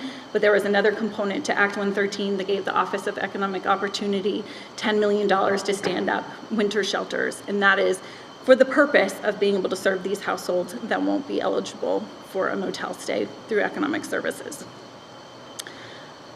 So the big change that is coming up on September 15th is that there is also a room cap. Starting September 15th, which is a Sunday, we can only house 1,100, we can only use 1,100 rooms. So sometimes that's not even 1,100 households, because sometimes we have families that are bigger and need multiple rooms. This is in place from September 15th until November 30th, and then again April 1st through June 30th. So there will be people who are eligible per one of these categories, but that we won't be able to serve because we don't have enough capacity. I can tell you that this is happening right now. We are at a capacity in most of the state and are having to tell people, you are eligible, but I'm sorry, we don't have a room for you tonight. Please try us again tomorrow. We are currently serving about 1,400 households. So as you can see, we have a 300 household issue on September 15th. So we are also devising a policy right now about how we're going to prioritize households for the 15th, which I'll remind you again, is a Sunday. Economic Services is planning to have our call center open along with our contracted staff as well as management to be able to support our staff, and we're going to get that message out to those that are staying in the motels. We're messaging the motels to expect to hear from us on a Sunday, which isn't normal, but we will be prioritizing households based upon if someone is a family, if you're an older Vermonter, if you are a pregnant person, if you're someone who's experiencing domestic violence, dating violence, sexual assault, stalking. That definition expanded some under this new law, or if you are otherwise categorically eligible and age 50 years or older. We are trying, as you all probably also know, we have a self-pay component that usually happens in the beginning of the month, but it really can vary. We have some people, I think our range is we have some people who pay for one night in a hotel up to some people who pay over 10 days in a month. So we are trying to be strategic and make sure that people are paying for their days as we go to that 15th to the 19th. We do know that we have a population that has stayed with us steadily thus far. So we're projecting that they will probably stay with us for all of August and all of September, who will then have used their 80 days. And that's about a third of the population that we're housing right now. So we anticipate they will no longer have eligibility, which will create more space for folks once we get onto the 19th. So that's a lot of information. I guess the big takeaway that I'm hoping that you hear is, one, if people are curious about how many days that they have, we have just gotten some new programming into our IT system that we just implemented last year, so we can tell people exactly this is how many days you've used. And I think that's really important that people do know how many days that they have used, so they can know if they have 20 more or 10 more, so they can decide when they want to use that. That we will be open on the 15th if people have questions. We will be sending, I think it's 2 more letters to the Vermonters that are in motels now to just let them know about these changes. People should know if you're going to be housed through the 19th kind of seamlessly, that should be something that they're hearing from us. If they need assistance with that phone call, a lot of providers, probably a number of you are helping people call us, that is something you can ask, like, to be clear, how long does this authorization go for? And then there will be a number of households who won't have housing for a couple of days. So I'm gonna pause and see if there are any questions. Sure. I have a question, and I apologize if you already said this, I didn't hear it. Relative to the room cap, how is that allocation going to take place? Because, is it like a certain number by county or what? That's a great question, and not one that it went into, and it's going to kind of be an evolution as we get through the fall. So right now, to not disrupt households, we are going to kind of keep the room distribution as it is. As we get more into the fall where we are thinking that we will be serving less households under the 1,100 cap, then we're going to make sure that we have the amount of rooms that we need statewide distributed in that way. We also know that we have some areas that the Northeast Kingdom is an example. We don't have a lot of motels that work with us, so we know that we're going to have some capacity for them in other areas of the state. We are going to try to take this opportunity to make sure that we are getting an equal distribution across the state.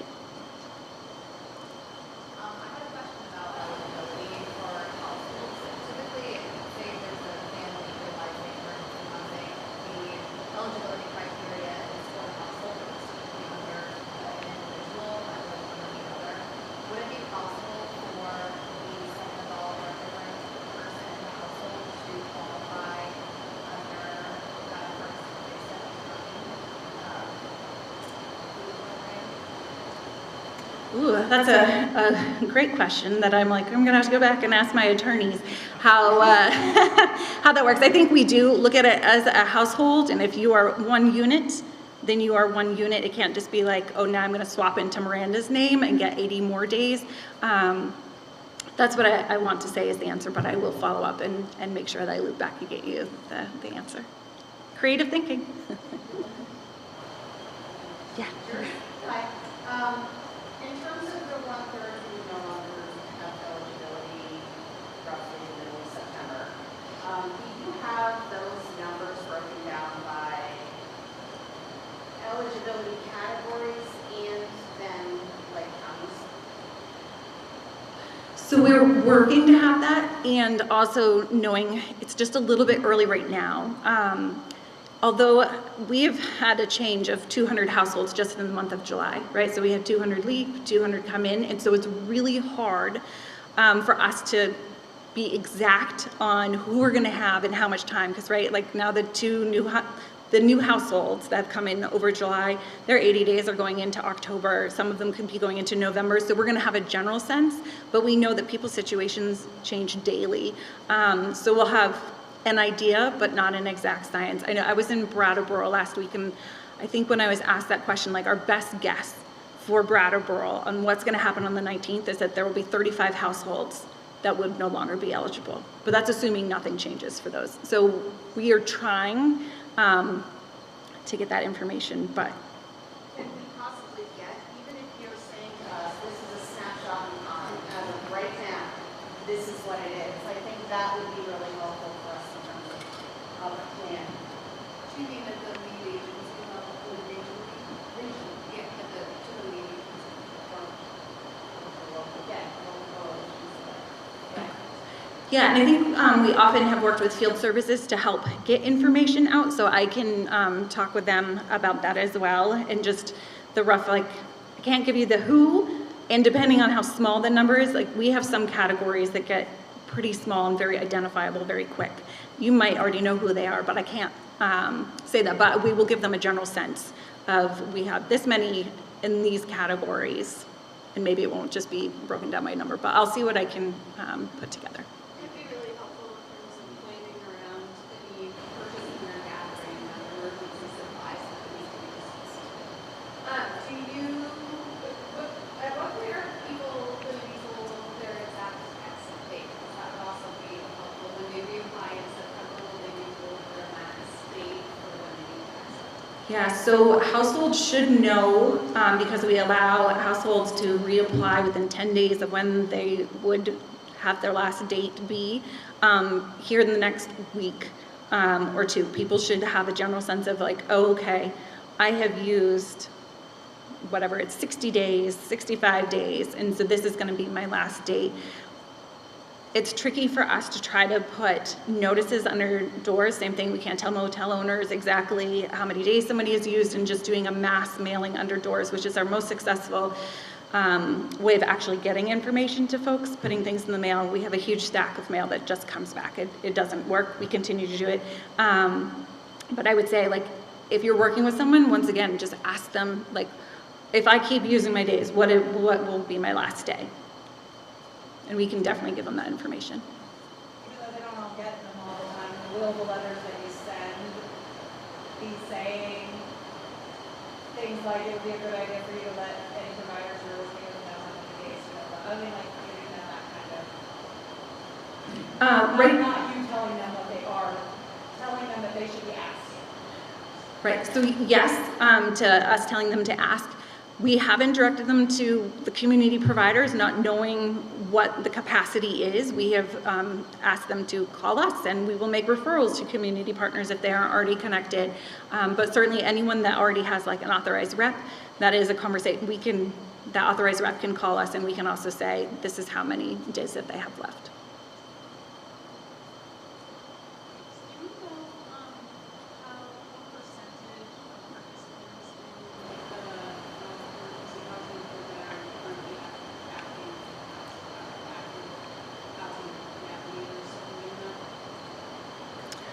I don't. We have on and off collected data about who is engaged. A part of Act 113 as well was a component that people need to engage in coordinated entry now. Folks are coming up on, so we gave people through the month of July or whenever they would naturally be connecting with us to make that connection, just knowing different areas have different capacity or lack thereof, and so not wanting to stress any systems. Our hope would be that everybody will have made the connection, but again, we have some people come in for a couple of days and then they leave, and then they might come back if they are able to get into a room. Kind of depends on what area of the state you're trying to get into. So I can't say for sure that everybody does have.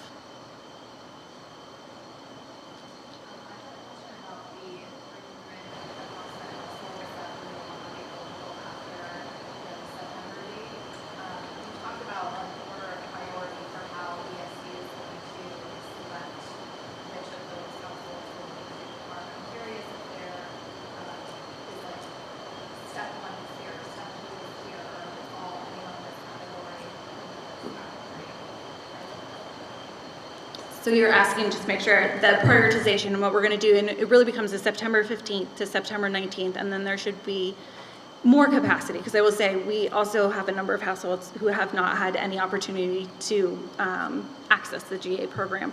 So I think what we have looked at for those that we're housing right now, it is that we would have enough capacity if all of the family stayed, if every person who was pregnant, experiencing or had experienced domestic violence, and you're an older Vermonter, we can house all those folks. And the same for those categories, all other categories, 50 plus. And then it gives us a little room for those households that have been calling us every day to say, like, I need a place, and we've said, I'm sorry, we have no availability, the opportunity to get in.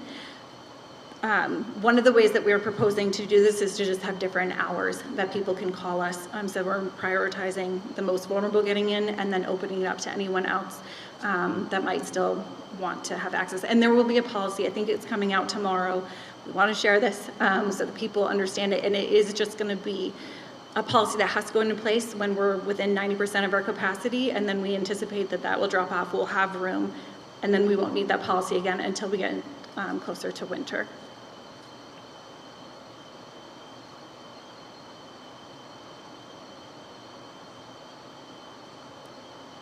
All right. Thank you for the opportunity. If you do have more questions, I'm happy to get them by email. I'm happy to join some other venue if you have another one. And I really do appreciate all of your support and the help that you're providing Vermonters to understand these significant changes that I think probably a lot of people don't believe are actually happening, because this is not the first time that we've said this, and then something changed. So this is definitely more real, and it's just going to be harder for everyone to kind of wrap our arms around. So thank you.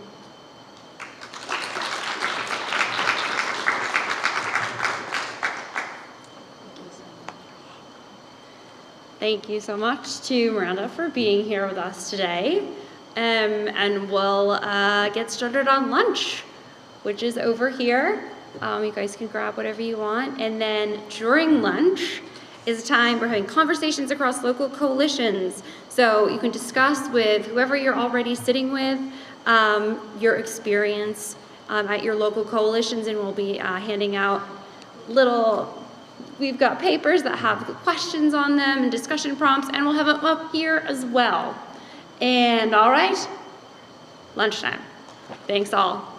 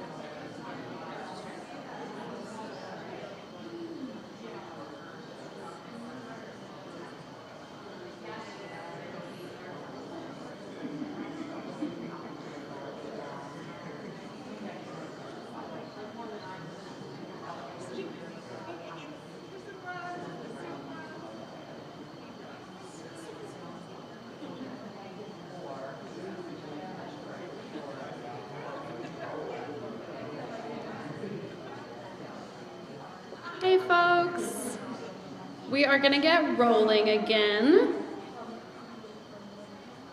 All right, just wrapping up conversations. Hope you guys had a great lunch. There's definitely still more over there, so if you want to take a little to go, please do.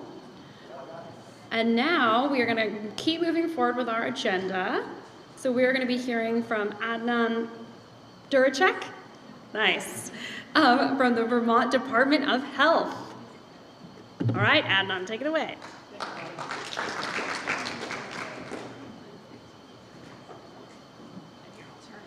And then I'll Navigate us through the slides. There you go. perfect, thank you.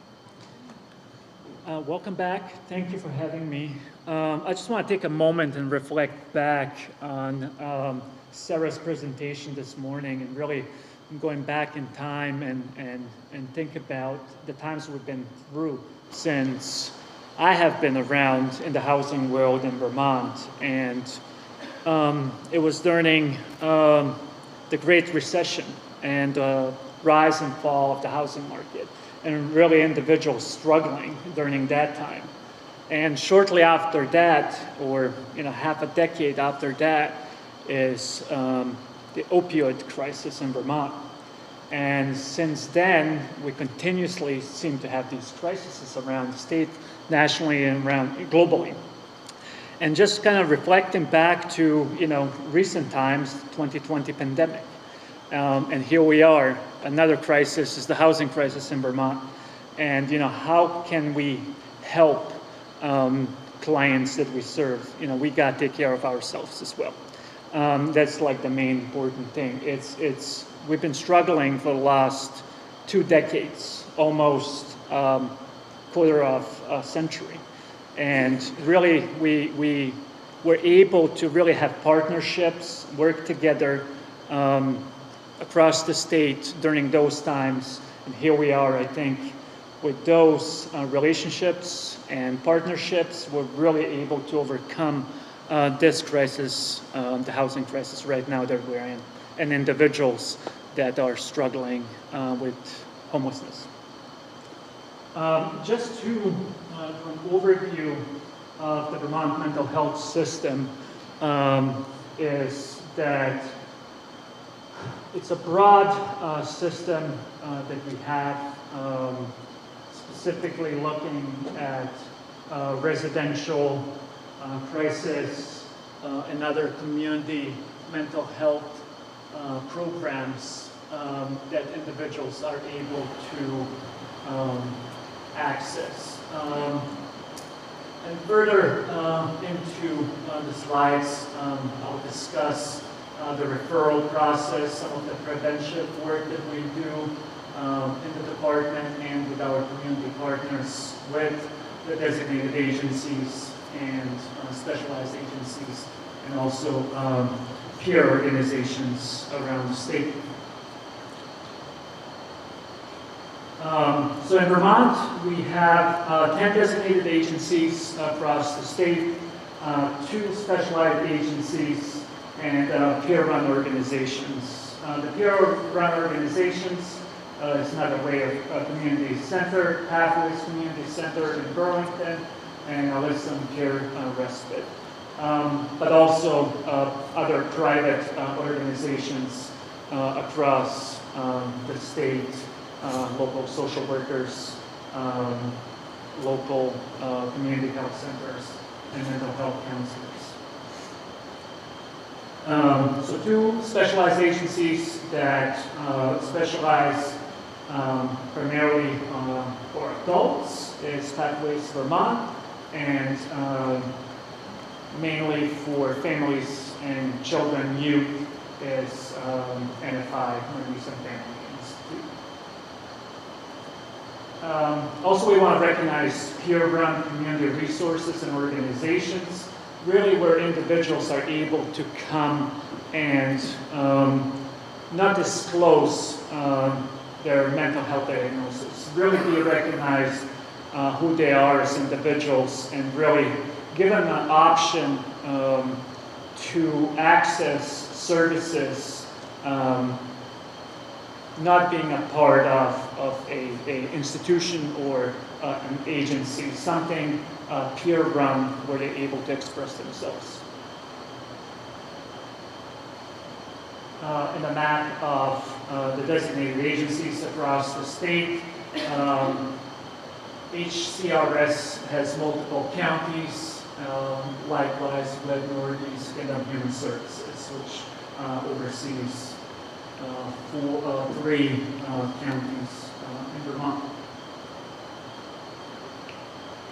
As far as access to services and the referral process, individuals are able to contact their designated agency in the local community, request intake assessment, and be able to be evaluated and assessed and assigned to a intake coordinator and really look at options for their needs. And that kind of varies on the assessment of the individual and the needs they might have.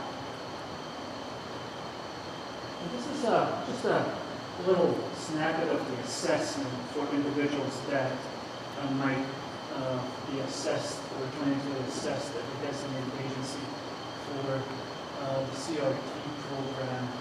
And to be really eligible for the CRT program, there's some criteria that individuals need. Primarily individuals with schizophrenia, bipolar, and depression is one part of it. It's pretty lengthy.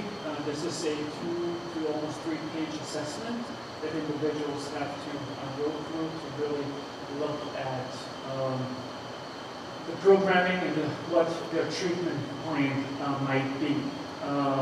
So each individual, there's currently a modernization of the CRT program, really looking at a Medicaid waiver that the state was issued and how the CRT program is going to be, how it's going to look in the future. So traditionally, the CRT program might look different in the upcoming months or next year in 2025. So that work is currently happening. At early stages, I think we're having conversations with community partners and individuals that are assisting the state at really designing the concept. So it might be a little different than it used to be, still at early stages, but I think once we come closer to the program redesign, we'll be able to share more information. But definitely individuals will be able to get a menu of options that they have been receiving throughout the years. Adult services, so individuals that are assessed and, this is hard to see. Individuals that are assessed and really, they might not qualify for every single support, but this is kind of the menu of options that individuals can receive in the community by our partners, the designated agencies in the community. Community supports, individualized family and group therapy, emergency care, and crisis stabilization. That's mainly for individuals that come through our adult program, but individuals in the community rehabilitation and treatment services, CRT, also have a different, more lean towards housing options, which is housing and home supports. We have the Housing Support Fund, so individual clients that are in the CRP program are able to access housing support funds. And what that support fund does is assist individuals when really the whole system of care is not able to help them, or they really are not able to access for whichever reasons based on their barriers. And we can use that fund to help with setup costs, apartment setup costs, ongoing rental assistance while they're on the Section 8 wait list, and multiple other components that where individuals that might have delinquent rent, delinquent utilities, we're able to assist with that, and also temporary assistance for individuals when really maybe the systems that's in place that we're able to pay for a temporary solution. Maybe a hotel motel for a short time, or staying with somebody else in a different setting for a specific duration. So there are options for those individuals, and really as the system as a whole is unable to assist because of the situations they're in. Other housing and home supports for individuals is really doing outreach services in their own homes, be able to assist them. Sometimes we have a specialized fund where we can set up a 24-hour assistance through video conferencing, where individuals are able to be observed in their home, and that requires a special fund, or living situations where we can pay somebody to be in the home and assisting the individuals with their daily living.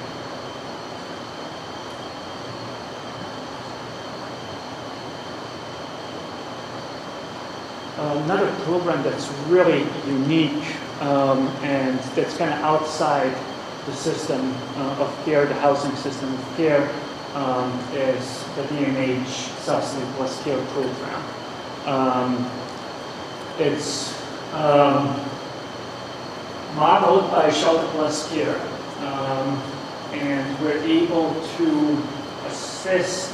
Currently, we have roughly 86 clients statewide that are in the program. It comes with a subsidy plus care, so it's a permanent supportive voucher. So individuals are able to apply that through the designated agency, a specialized agency across the state.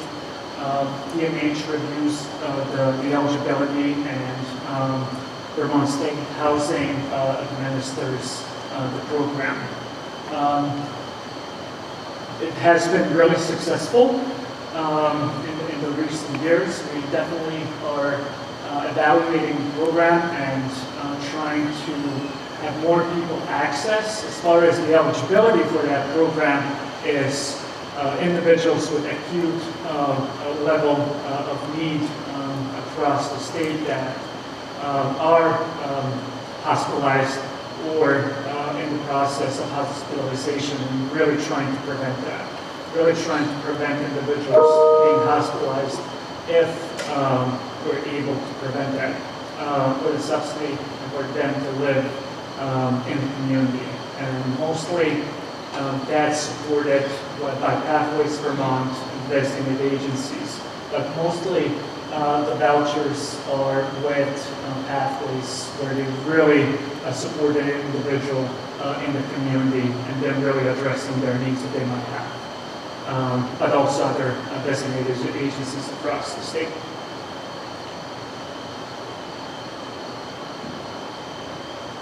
And I think I touched base a little bit about the DMH Housing Support Fund. It is really a unique fund to really support individuals in housing. Really something flexibility that individual organizations have in the community. And it's roughly over $1 million. Each designated agencies, 10 designated agency administered a fund, and Pathways Vermont gets additional $120,000. And be able to use that fund in a creative way to bridge the gap that's in the communities where individuals are unable to access housing, are out unsheltered, in and out of hospital, really doing the preventative work in housing individuals while bridging the gap to housing.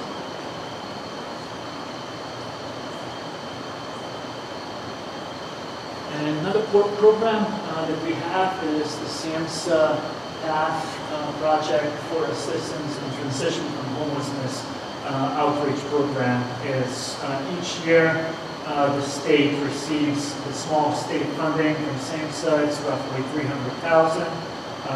There has not been an increase in the last 2 decades that we're trying to. We were hoping. What SAMHSA has advised us based on the state's unsheltered numbers and the PIT count, we were looking for a potential increase. But those funds went initially to the larger state first and then spread out to the smaller states across the nation. So we did receive the notice the other week that we received another $300,000, and we sub-grant those funds to 6 organizations in the community that provide outreach. And that's primarily for individuals that are unsheltered and have mental illness. And I think that's for me. Thank you very much. Yeah, I'll take any questions.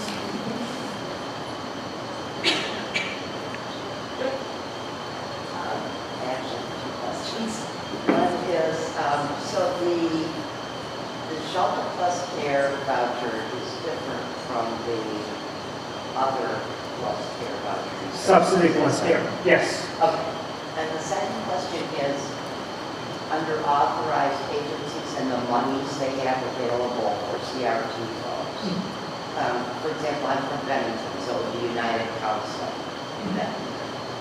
Is that money, how do I mean, there are people on our Section 8 waiting list that are CRT clients that I know need that money while they're waiting on housing. Do we contact the agency or the state, or who do we contact about that? I would contact the agency directly because they're aware of who is receiving the funding and if there's availability.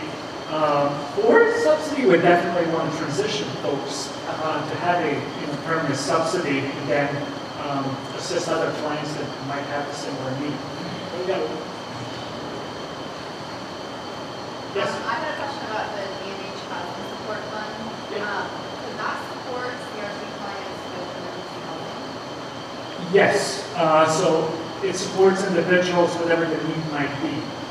So they are able to utilize, yes, in emergency cases for hotel, motel, other living situations, startup costs, ongoing rent, temporary rent. So there would be access to the designated agencies. Yes, they can. Yes. So I just request that specific to that funding, I've sat on my local paper team for like 15 years, and I didn't really know that we had that. And I've seen other people not. So especially as we're going to be seeing stuff like that, people maxing out at 8 days and trying to pull in pieces of an hour with a reduction in the top funding, I am happy to call my PA tomorrow and try to figure out more about that. But it sounds like that particular piece, it would be nice to have somebody planting a seed at the DMH level with the DAs to receive that, with receiving that funding comes a responsibility or an expectation of collaboration at the community level. I would just love that. With a lot of the funding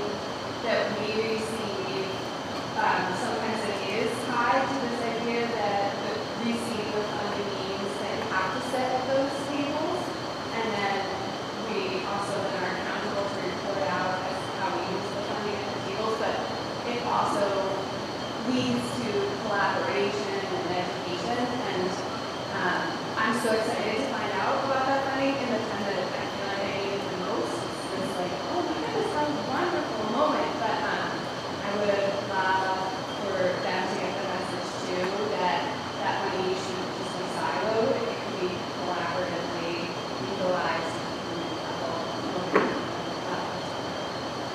Yes, I fully agree. Thank you. And I'm new into this position. I've been here now for 7 months, 8 months. And I think, yes, I think more partnerships we have, more we work together, and really not siloing things, and being able to be transparent and really trying to help individuals that are in the community is what we want to bring, definitely. And I think being open, being at the table, myself, including some of our partners, and really working together, moving this and trying to resolve this crisis. Yeah.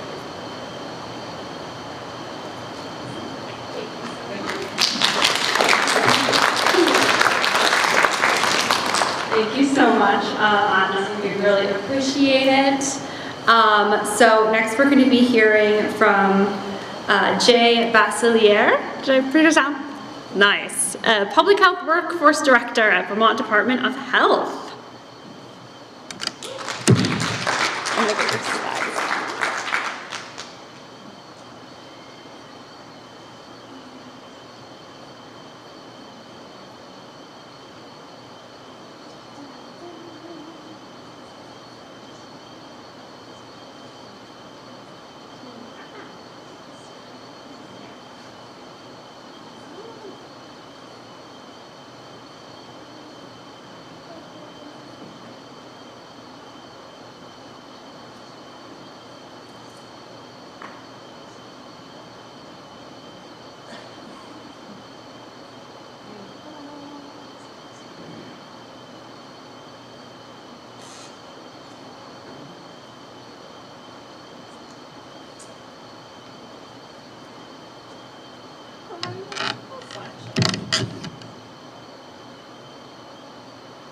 Oh, I think that's about your display settings. So you'll want to duplicate or extend instead of duplicate.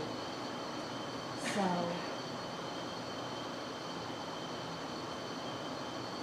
And then. Not like that. Okay.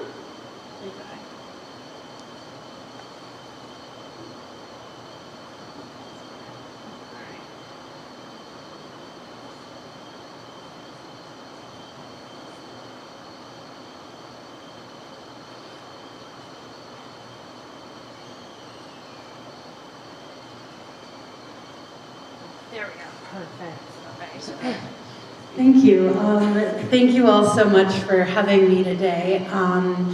My name's Jay. I'm with the Vermont Department of Health, and I am here today to talk to you a little bit about how we might infuse some principles from equity work into your work in housing.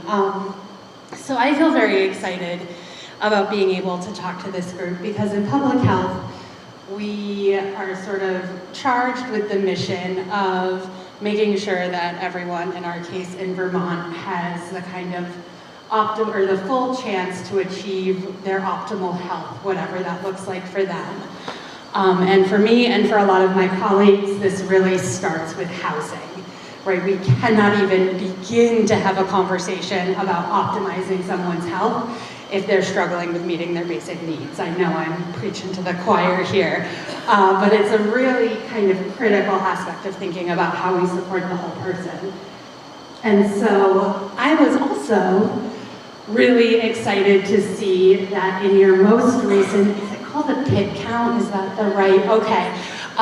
In your most recent pit count that you called out the fact that there's a really significant racial disparity in Vermont around who does and doesn't have access to housing and who is experiencing homelessness at any point in time.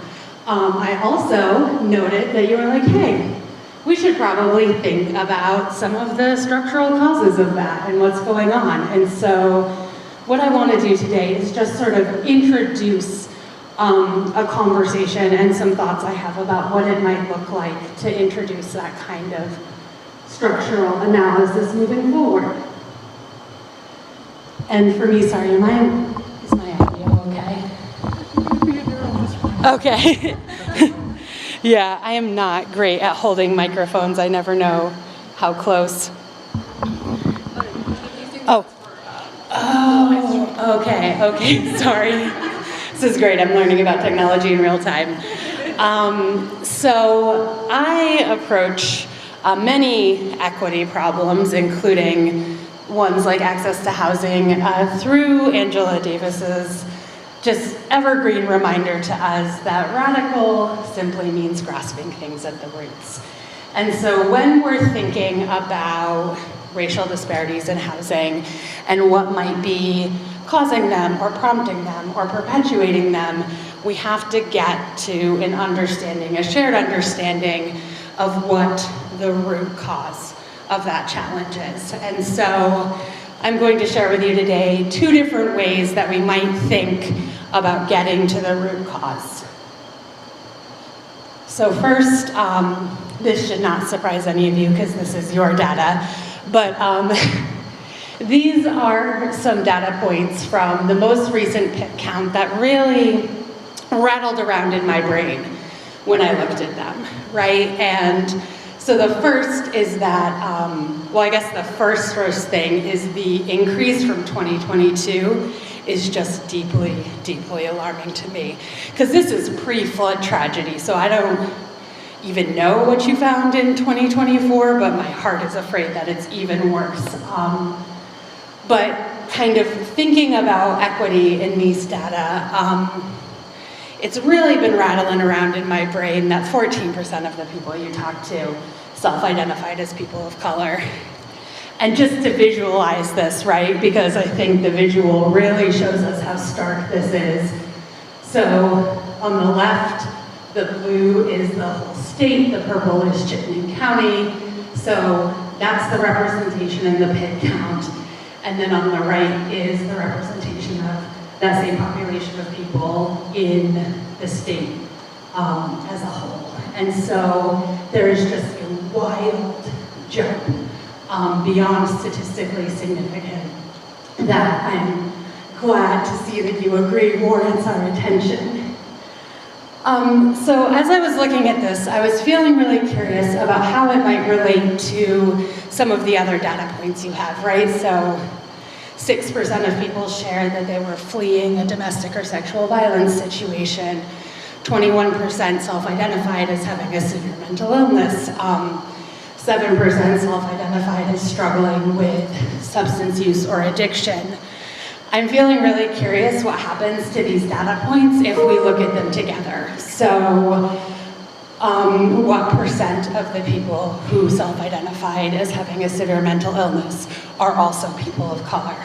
What percent of the people who shared that they were survivors of or fleeing a domestic or sexual violence situation are also people of color?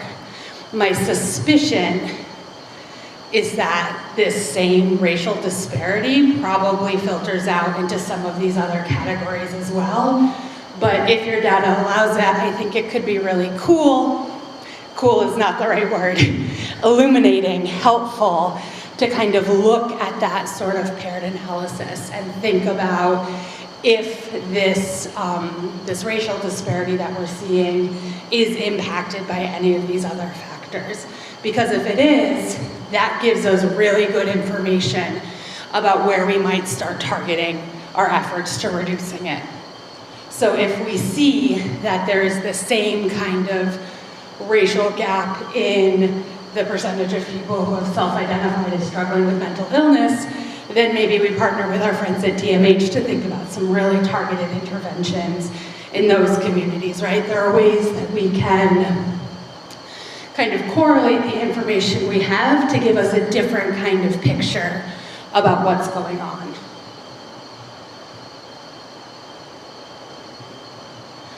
So the other way that I think it's really helpful to think about how we would tackle a capital P problem like racial disparities in access to housing is to look at the sort of historical and current practices that are contributing to this disparity. So I suspect you all know that Vermont is one of the whitest states in the country, right? It's something we talk about all the time. What we talk about a lot less is that that is by design, right? So as early as the 18th century, Vermont was intentionally recruiting laborers and bringing people to the state who were from white ethnicities, right? So we were explicitly recruiting French Canadian and Irish folk to work in the mills. We were intentionally recruiting German and Scandinavian farmers to come sort of contribute to Vermont's agriculture, right? It is not an accident that Vermont is one of the whitest states in the country. It is an outcome of a series of behaviors. And I think that step one is really for us to acknowledge that, right? We have to acknowledge that this is a social structure that has been created. And while no one in this room, I suspect, was involved in recruiting people to move to Vermont in the 18th century, this is still a legacy that we've inherited. So we have these histories of formal segregation. We also have histories of informal segregation that Vermont has not been immune to. Right, so things like redlining and gerrymandering, where we're very intentionally drawing lines around communities to give white communities the sort of largest voice in politics. These are practices that have been sort of historically very common and continue into the present day, right? So the way we're structuring how and where we live is contributing to this racial disparity in access to housing. There are also, again, so many ways that we have historically managed access to resources that are continuing to create higher levels of poverty among communities of color in Vermont and nationwide. Right, so people of color are less likely to have access to generational wealth, which is a major predictor of whether or not you can afford housing, right? So lack of access to generational wealth is already sort of a barrier that exists. Then we have discriminatory, lending practices, the way we use credit scores, right? The existence of a credit score is sort of imbued with a really racist history. So in how we structure finance, there are problems that create these disparities. And then we get to the social beliefs. And a funny thing about Vermont is these social beliefs are often not sort of presented as overtly racist, right? But they're certainly informed by racist principles. So if we look at resistance we see in communities to building affordable housing, right? No one's gonna say, I don't want poor black and brown people to move into my neighborhood. Well, some people are gonna say that. Most people in Vermont aren't gonna say that though, right? They're gonna make some other excuse. They're gonna worry about their property values. They're gonna talk about the safety of children or something else, right? But the belief that's underwriting that resistance is a deeply racialized belief. There's also, I think, a lot to be said here around how we talk in Vermont about who is an insider and who is an outsider. And this is something that I had to do my own growth around, right? Like, I used to love calling people flatlanders. And then a couple of years ago, a friend pointed out to me that when we sort of make these cracks about people who aren't Vermont, or who aren't from Vermont, the message we're sending is that we want Vermont to look the same as it always has, right? And so when we talk about those flatlanders or people from Massachusetts or whatever sort of glib, dismissive approach we might have, a message that sends is that we want Vermont to stay the same sort of lily white, respectable state it's always been. Oh, and that one really, I was like, okay. I am still going to make fun of people who buy vacation homes in Stowe, though. I'm not ready to give that up, and I think that's okay. But, and then there's just a quantity problem, right? I know I don't need to tell any of you that there is not enough housing in the state of Vermont. There is certainly not enough affordable housing in the state of Vermont. And all of these other sort of social conditions make it so that there is a huge disparity in who gets access to the available resources that we do have, right? So it's sort of layers upon layers upon layers. But I sort of suggest that when we're thinking about these data and what they can teach us, and when we're thinking about how to get at this problem, that we really do it through the lens of what has happened in the past that is just contributing to our current state of affairs, and what can we control, right? So we can't control the history of segregation in Vermont, but maybe we can exert some sort of influence over how people are behaving in the present, right? And so what can we do within our scope to push back on resistances to affordable housing through the lens of a racial equity issue, right? What happens when we name those practices and make them really explicit in our work? I have another slide or two, but I want to know if there are any questions, comments, thoughts. I feel like hearing from you is more important than the last couple of slides. So I think I'm going to pause here for a minute, see if there are any questions or comments. Yeah. Just say, one of my comments is when we were looking at all the statistics from, or not this pick down, but the previous pick down. I think maybe working on that in the past, we've been doing this 9 years, but in the past we've had additional questions we've asked in the pick count that were not given to us that HUD said we needed to ask for the pick count. And maybe if we were really committed to this, we could take a look at maybe some of your suggestions and what we could ask in order to gather more information out of this. Maybe some structural changes. I think we need that data. I think we can probably get it from coordinated entry outside of the bid. Like, I think ICA was here this morning, but I was really busy and I think I could go. But either the coordinated entry committee or the HMIS committee, I mean, we could ask them. I think those questions about, if we look at it across, like people who self-attested as this racial identity, and we look at, did they self-attest in another category, is the question that I have for ICA. So I think, and I'm excited to follow up on that. I was part of the same meeting. Yeah, and I think I agree with that, but also when we're talking about the pit count, not all those folks, I mean, in fact, a lot of those folks have chosen not to come into Portland. And so I think maybe we could do both if we're trying to get a more sort of global look at it. I agree, and maybe it is a combination.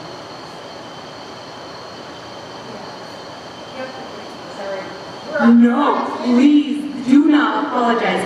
The most successful presentation in the world is the one that ends with people thinking together about how to solve a shared problem. So I love it, I love it, I love it.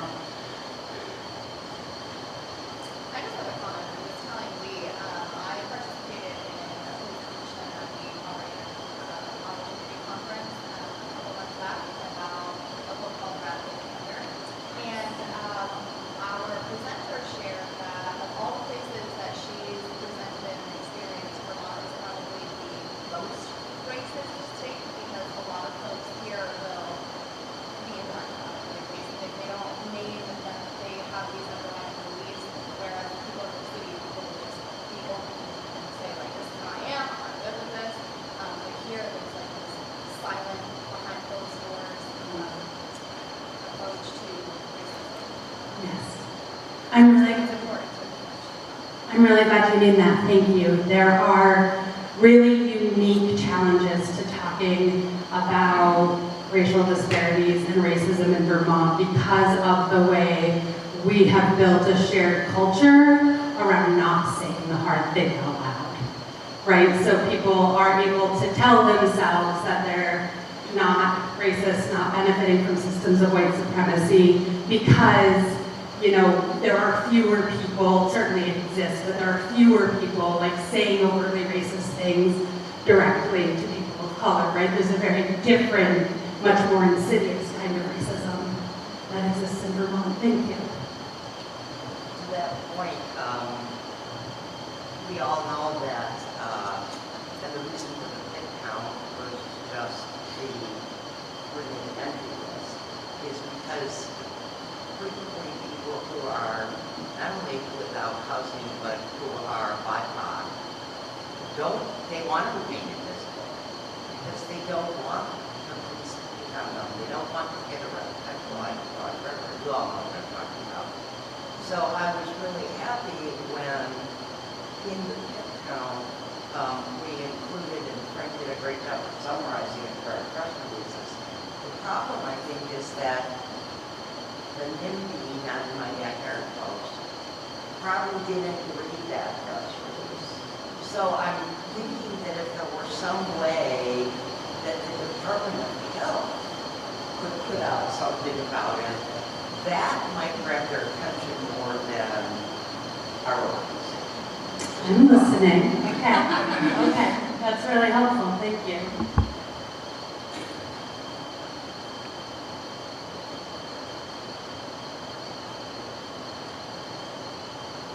All right, well, I know that was a really sort of light speed, high level overview, but, oh, I don't know. There's supposed to be more words on this slide. My apologies. Supposed to be like, thank you, let's keep in touch. But seriously, would be happy to be a thought partner in thinking this through at any point. Thank you for having me, and thank you for everything you do for your communities, truly.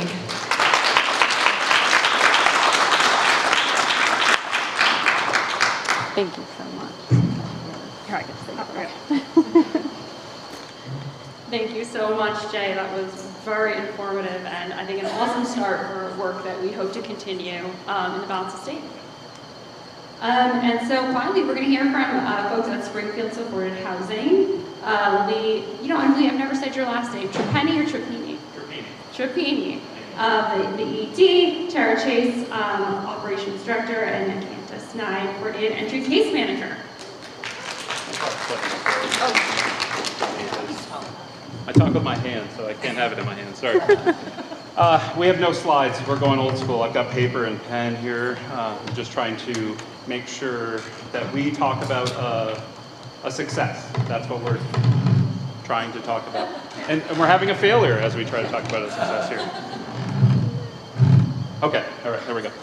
So those of you who don't know, we operate as the homeless service provider for Springfield District, which is a weird northern Windham, southern Windsor County. We don't have a formal shelter.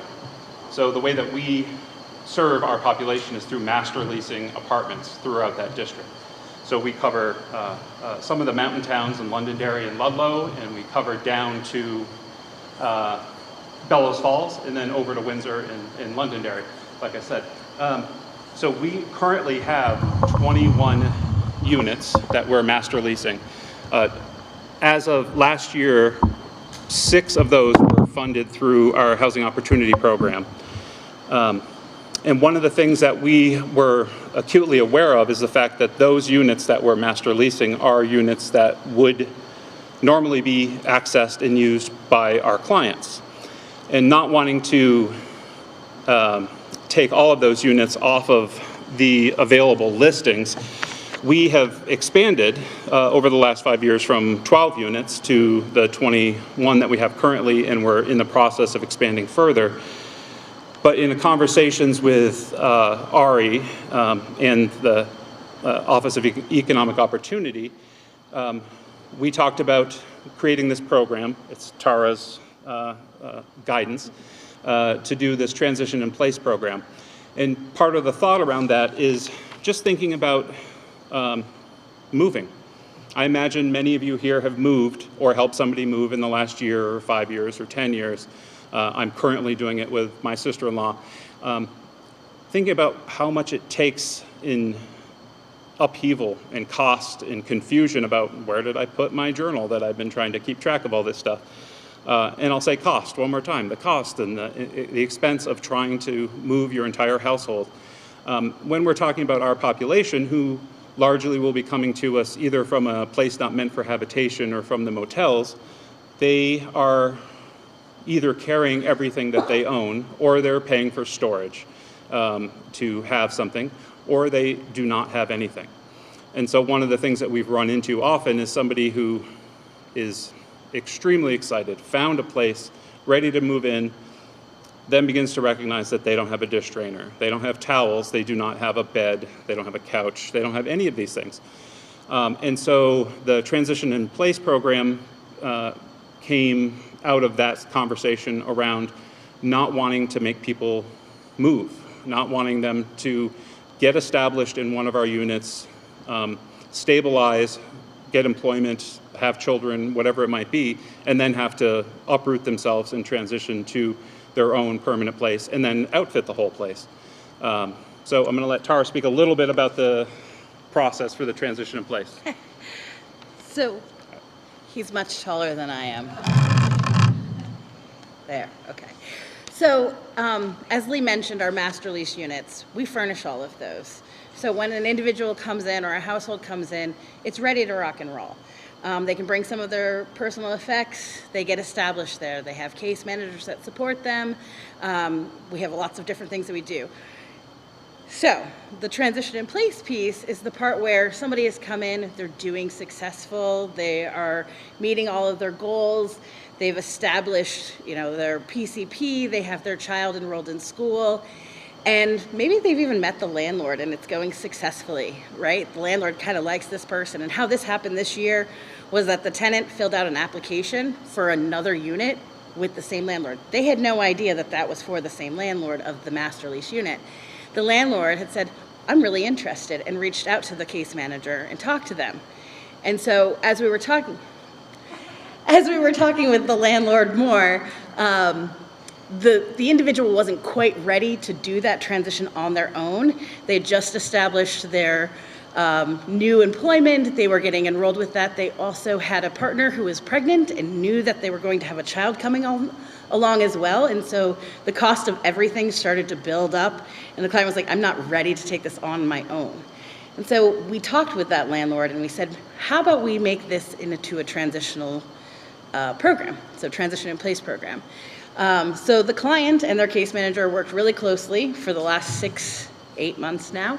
The client has put away monies. I'm not giving exact numbers because we can get there, but put money into an escrow account where that client, so that after September 1st, they're going to be signing the lease for that unit, and we will be stepping back and the client will be stepping forward.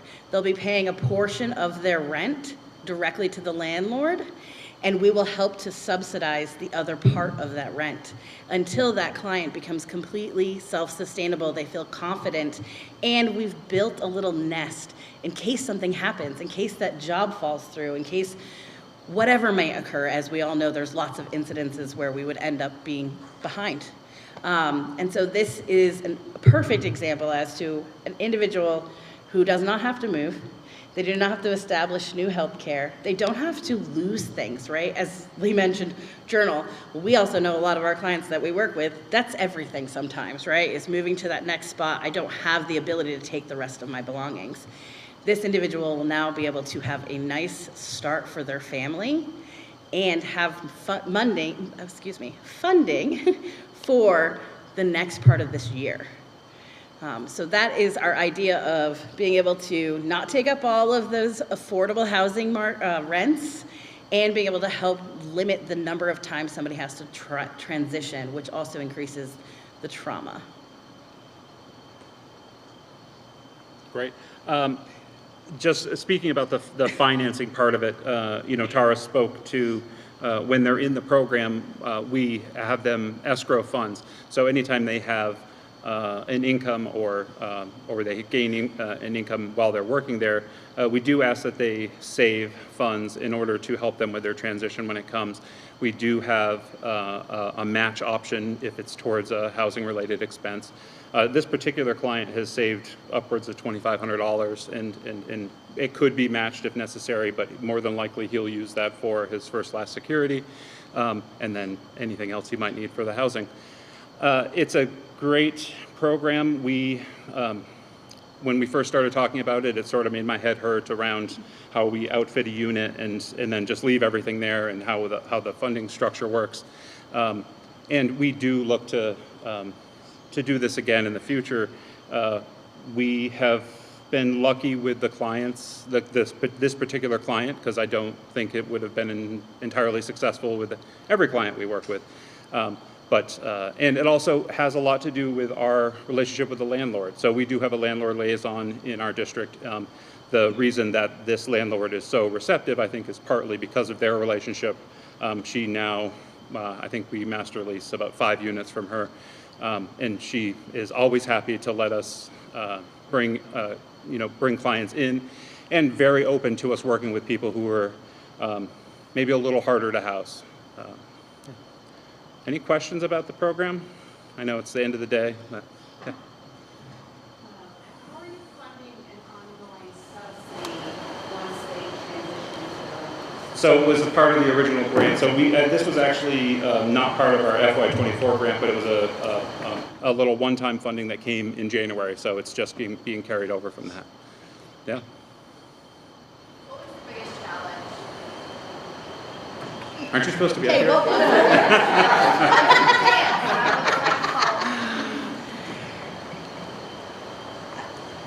Honestly, this client really did make things really easy. Yeah. Sorry. I wouldn't say that there was much of a challenge this time, we were fortunate. Yeah. I think having the right match with the landlord and the client and a case manager that helps support that entire relationship has been able to keep that in movement. And at that time, by the way, that landlord who we had a master lease with for the transition in place, it was their first year. Yeah. And we only had 1 unit, 2 units at that time. We ended up having 3, and now we've added 2 more to that. So a large portion also goes, as Lee mentioned, our landlord liaison has helped with that, but we also make sure to have regular communication with our master lease landlords. We have a master lease brunch where we just say, come and talk to us. We're there. So being available regularly for our landlords and helping to ensure that they feel confident about our program, even if they're not always sure about the clients, they are willing to follow us because we have been demonstrating a successful agency and program for several years now. Any other questions?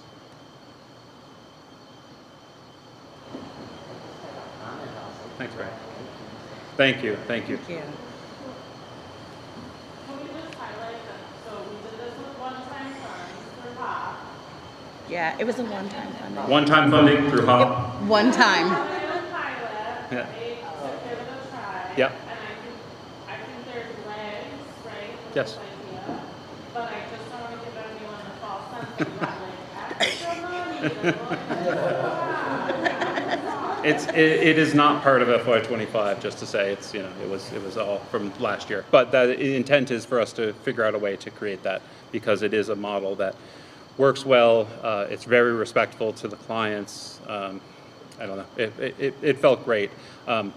It also is just nice for us to continue that relationship with landlords and continue to develop their ability to connect with our clients in a different way other than through us. So right now their contact is us, and they'll come to us if there's problems with a client, but this is a good way for them to sort of apply and figure out how to be tenants and neighbors. Yeah. I have a follow-up question for Ari. Given that this was one-time funding and it was a pilot, what type of results would you need to see to continue a project like this? I don't think that there's clear results that are needed. I think it comes down to what's the priority in a given funding cycle. And I think if in a situation like this,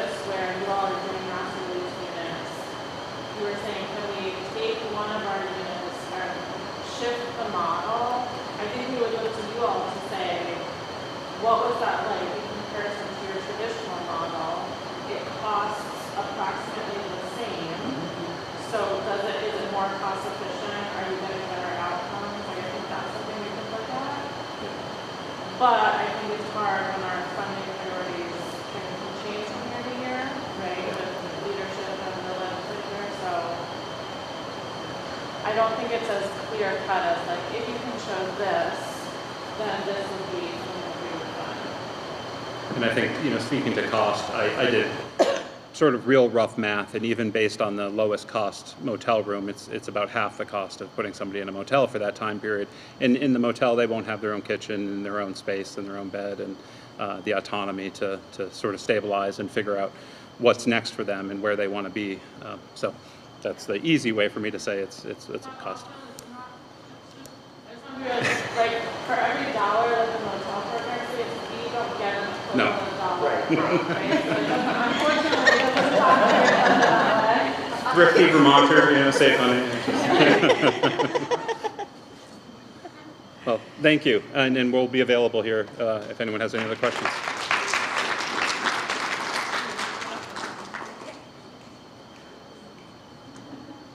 All right. So thanks everybody. I just want to let you know that we do have this room until 3. It's the end of our agenda for the day, but we left an hour for people just to hang out because you drove all this way and catch up with each other. There is extra food on that table, and they brought us to-go containers, which I set out next to the sandwiches.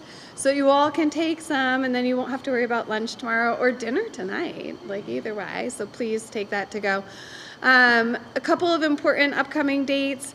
We are meeting in Waterbury on September 9th for the lead agency and assessment partners for coordinated entry. For our annual coordinated entry training, we're going to be reviewing the changes to the coordinated entry assessment, and so hopefully you all have that. I think a save the date went out. And then also on the 26th of September, there's a save the date out for the HHAB Housing and Homelessness Alliance of Vermont. It's a Monday membership meeting, which will be somewhere in Central Vermont. More info to come. And I think we all need to give Molly a round of applause for putting this day together for us. And a round of applause for all of you all for coming. Thank you.